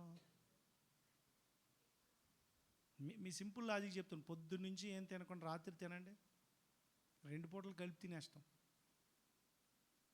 మేము తినలేమండి అని మీరు చెప్పొద్దు. కడుపు సిస్టమ్ డైజెషన్ మార్చేసుకుంటుంది. నువ్వు 2 పూటలు ఒక పూటే తింటే అది 2 పూటలు తగ్గట్టుగా ఒక పూటే తినేస్తుంది. అందుకే డాక్టర్లు చెప్తారు ఉపవాసం ఉండొద్దని. ఎందుకో తెలుసా? ఉపవాసం ఉండి పొద్దున్న టిఫిన్ మనం కట్ చేస్తాం కదా, టిఫిన్ కట్ చేసి ఒకవేళ బ్రేక్ఫాస్ట్ చేయకుండా ఒకసారి అన్నం తింటే ఎక్కువ తినేస్తాం. అందుకు పొద్దున్న బ్రేక్ఫాస్ట్ మానొద్దని చెప్తారు డాక్టర్. అప్పుడు అలా ఎక్కువ తింటే ఏమవుతుందో తెలుసా? షుగర్ పెరిగిపోతుంది. నిజం. దేవుడు అక్కడ వారిని తృప్తిపరిచాడా, పరచలేదా? నోరు తెరవండి. పరిచాడా, పరచలేదా? కరువులో దేవుడు 2 రాజుల గ్రంథం 5వ అధ్యాయం తీసే అవసరం లేదు. ఒక 5 నిమిషాలు ముగిస్తాను. ప్రవక్తల కాలంలో కరువు వచ్చిందా? వెర్రి ద్రాక్ష తెచ్చి వండుకుని తిన్నారంట. పిచ్చాకుల కూర వండుకుని తిన్నారు. అవునా? 5వ అధ్యాయంలో మొదటి భాగంలో పిచ్చాకుల కూర వండుకుని తినేశారు. ఏమన్నా కుండలో విషం ఉందంటే ఏం చేశాడు ఆయన? కొంచెం పిండి కలిపితే విషం విరిగిపోయింది. ఆ పిచ్చి ఆకుకూరలే తినేసి కడుపు నింపుకున్నారు. ఆ మన్నాడు ఎవల రొట్టెలు ఎన్ని 20 రొట్టెలు తీసుకుని వచ్చాడంట. ఎలీషా అన్నాడు పంచిపెట్టు అన్నాడు. పంచేవాడు ఏమన్నాడు తెలుసా? ఉన్నది 100 మంది, 20 రొట్టెలు ఎక్కడ సరిపోతాయి, ఇవి ఎన్నండి అని అంటాడు. అప్పుడు ఎలీషా ఏమంటాడు తెలుసా? వారు తినగా మిగిలిపోతాయని నా దేవుడు సెలవిస్తున్నాడు అని అన్నాడు. తినగా చెప్పాలి, తినగా మిగిలిపోతాయని నా దేవుడు చెప్తున్నాను అన్నాడు. తిన్నారు, మిగలలేదా? మత్తయి సువార్తలో మిగలలేదా? చుట్టూ కరువున్నా నీ దేవుడు నిన్ను నడిపిస్తే నీకు సమృద్ధి, కరువులో సంతృప్తి ఉంటుంది. మొదటిది ఆయన నడిపిస్తే నీకు క్షేమం ఉంటుంది. ఆయన నడిపిస్తే నీ కరువులో సమృద్ధి ఉంటుంది. అర్థమవుతుందమ్మా? ఇప్పుడు ఇక్కడ ఉన్న మీలో చాలామందికి నా జీతం సరిపోవట్లేదని అనిపిస్తుందా? అట్టు చూస్తున్నారండి. సరిపోతుందా? దేవుడు మీ జీతం అంతే ఉంచునుగాక. మరి అడిగినప్పుడు చెప్పాలిగా, సరిపోతుందా సరిపోవట్లేదా? మళ్ళీ చెప్పట్లేదు, మరి మీ నోరు తెరిపిస్తాను నేను. సరిపోతుందా సరిపోవట్లేదా? సరిపోవట్లే. దేవుడు అన్నాడు మనం తినగా మిగిలిపోయేలాగా ఆశీర్వదిస్తాను. ఎందుకు ఆశీర్వదించట్లా?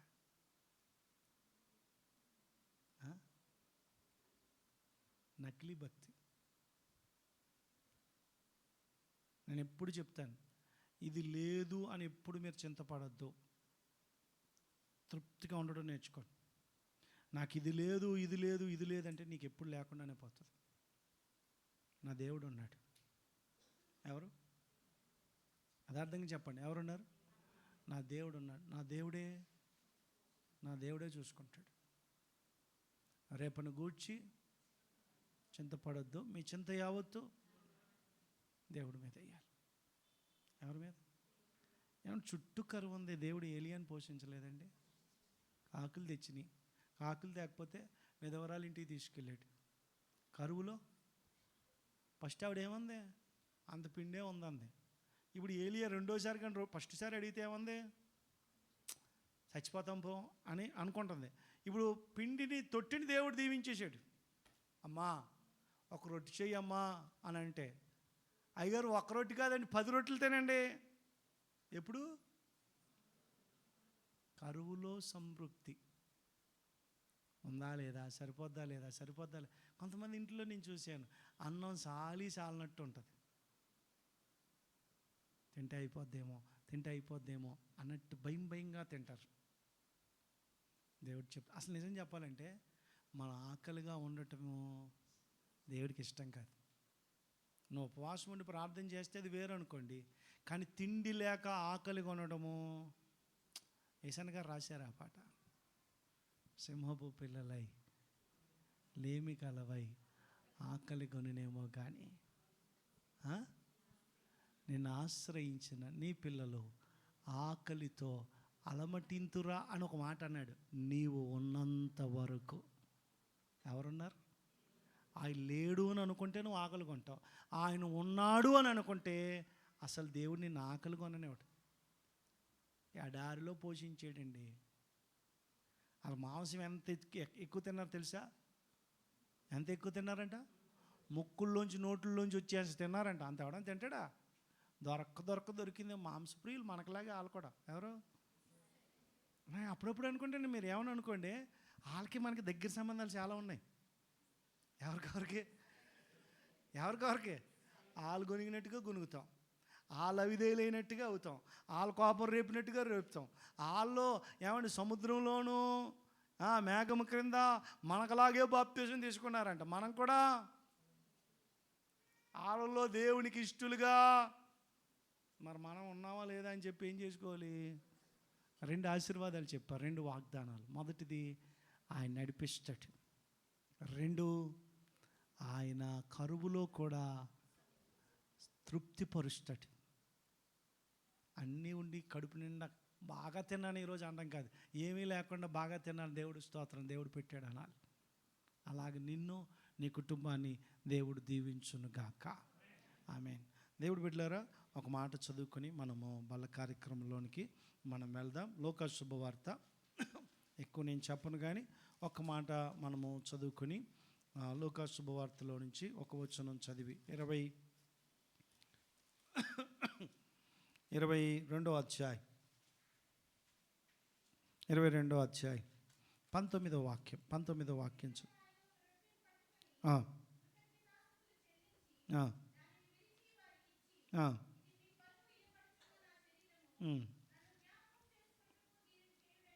చాలు, ఒక్క మాట చెప్తానండి, ఎక్కువ నేను చెప్పను కానీ ఒక్క మాట చెప్పి ముందుకు వెళ్ళిపోతాను నేను. దయచేసి టైం అయిపోయింది మన అందుకోసం. దేవుడు బిడ్డలారా, ఇక్కడ దేవుడు ప్రభు రాత్రి భోజనం, ఏ రాత్రి? ప్రభు రాత్రి భోజనం అని అంటారు దీన్ని. దేవుడు భూమి మీద భోంచేసిన చివరి రోజు, దేవుడు భూమి మీద భోజనం చేసిన చివరి రోజు, ఆయన ఉన్నట్టుండి ఒక రొట్టెని ఎత్తుకొని, ఇది మీ కొరకు ఏంటి, నా శరీరము నా రక్తం అని చెప్పి ఒక నిబంధన స్థాపించాడు. అక్కడ ఏం స్థాపించాడు? అది ఎప్పుడు జరిగింది అనంటే పస్కా పండగలో. ఎప్పుడు? అందరు చెప్పాలి, ఏ పండగ? పస్కా పండగలో పులియని రొట్టెల పండగ ఆచరిస్తారు. చూడండి, ఇదే పుస్తకం, ఇదే అధ్యాయం 7వ వచనం చదవండి. 7వ వచనం, పస్కా పశువును వధించవలసిన పులియని రొట్టెల పండగ దినములు రాగా. ఏ దినాలయ్యి? యేసుప్రభు అప్పగింపబడింది ఏ కాలంలో? పులియని రొట్టెల పండగలో. ఏ పండగ? పస్కా పండుగ. ఈ పండుగ ఎందుకు ఆచరిస్తారు వాళ్ళు? పస్కా పండుగను ఎందుకు ఆచరిస్తారు? ఇశ్రాయేలీల విమోచనకు గుర్తు. మేము విమోచించబడ్డామనడానికి గుర్తు. ఈ పండగే, ఈ పస్కా పండుగను ఆచరించినప్పుడే వాళ్ళకి ఐగుప్తు నుండి ఏమొచ్చిందో తెలుసా? ఆ రాత్రే విడుదల వచ్చింది. అది రాత్రే జరిగింది. నోరు తెరవండి. ఇది అంటే పస్కా పశువుకి గుర్తు ఎవరో తెలుసా? యేసుక్రీస్తు. ఈ పస్కా పశువు వధించబడినప్పుడు నిర్గమకాండం 12వ అధ్యాయం దాని రక్తంలో కొంత భాగాన్ని తీసుకుని వారి ద్వారబంధాలకి, ఏ బంధాలు? నిలువు కమ్మికి అడ్డ కమ్మికి పుయ్యాలంట. అప్పుడు సంహార దూత ఆ ఇంట్లోకి, నా వైపు చూడండి, ఏ దూత? సంహార దూత రాదు. ఉన్నాయి కదా ఈ బైబిల్లో. ఇప్పుడు మీకో మాట చెప్తా. ఈరోజు మన జీవితాలు కూడా దీవెనగా ఉండాలంటే ఈ యేసుప్రభు రక్తానికి, యేసుప్రభు శరీరానికి గుర్తుగా ఉన్న ఈ రొట్టెను ద్రాక్షారసాన్ని మనం ఏం చేయాలి? తీసుకోవాలి. యోహాను సువార్త 6వ అధ్యాయంలో ఏమండి, నన్ను పరలోకము నుండి దిగి వచ్చిన జీవాహారమును నేనే అన్నాడా లేదా? నా శరీరము తిని నా రక్తము తాగువాడే నిత్య జీవము గలవాడు అన్నాడా లేదా? అప్పుడు మరణదూత ఎవరింట్లోకి వెళ్ళలేదు? ఇశ్రాయేల్ ఇంట్లోకా? కాదు, ఎవరైతే పస్కా పండుగ ఆచరించారో వాళ్ళ ఇంట్లోకి వెళ్ళా. ఒకవేళ ఏమంటే ఆ ఇంట్లో నుంచి బయటకు వస్తే ఆడు ఇశ్రాయేలుడైనా చచ్చిపోతాడని చెప్పాడు దేవుడు. చెప్పాడే లేదా? అంటే నువ్వు ఎందులో ఉండాలి? ఏ ద్వారబంధాలకైతే నిలువు కమ్మికి అడ్డ కమ్మికి రక్తము పూసిందో ఆ ఇంట్లోనే ఉండాలి. నువ్వు బయటకు వస్తే ఎవడి ప్రాణానికి ఆడే ఉత్తరవాది అని చెప్పాడు దేవుడు. నువ్వు బయట తిరగకూడదు. రక్షణ వలయములో ఏమంటే యేసుక్రీస్తు రక్తముతో కడగబడిన గృహములో నువ్వు ఉండాలి. నీ ఇంట్లో వారందరూ రక్షింపబడ్డారా? నీ ఇంట్లో ఎవరికైనా ఇంకా బాప్తిసం లేకపోతే ఏం చేయాలో తెలుసా? ప్రార్థన చేయాలి. నిజమైన పస్కా బలి పశువు ఎవరు అంటే, ఇప్పుడు మనం ఎవ్వరం ఆచరించట్లా. ఆచరిస్తున్నావా? ఇశ్రాయేలు ప్రతి సంవత్సరం మొదటి నెల మొదటి దినము మొదలుకొని 14వ రోజు వరకు పస్కా పండుగను ఏం చేయాలి? వాళ్ళు ఆచరించాలి. మనం ఆచరిస్తున్నామండి. మాస్టర్ గారు అది ఏదో కొత్తగా పెట్టండి మా ఇంట్లో కూడా. సంవత్సరానికి ఒకసారి మేకను కాల్చుకొని శుభ్రంగా నడుము కట్టుకుని కర్ర పట్టుకుని చెప్పులు వేసుకుని ఆకుకూరలతో రొట్టెలతో శుభ్రంగా తినేస్తాం. కాల్చినది ఏంటది? మీకు కాల్చింది ఇష్టమా ఇష్టం కాదా? మీకు ఎలా చెప్తే అర్థం కాదు. తందూరి చికెన్ అంటే ఇష్టమా కాదా? దేవుడు బిడ్డలారా మీరు గమనించండి, యేసు ప్రభు మన కొరకు పస్కా బలిగా ఆయన ఏమండి సిలువకి ఎక్కాడు. అది ఎందుకు చేయాలి మనము? ఆయన మరణాన్ని ఆయనను జ్ఞాపకం చేసుకోవడం. కాబట్టి ఆయన మరణాన్ని జ్ఞాపకం చేసుకుంటూ అయోగ్యముగా పాలు పొందకుండా మనల్ని మనం పరీక్షించుకుంటూ ఏమండి ఈ బలలో చేయి వేద్దాం. మోకరించి అందరూ కూడా మోకరించండి. మోకరించి దేవుని సన్నిధిలో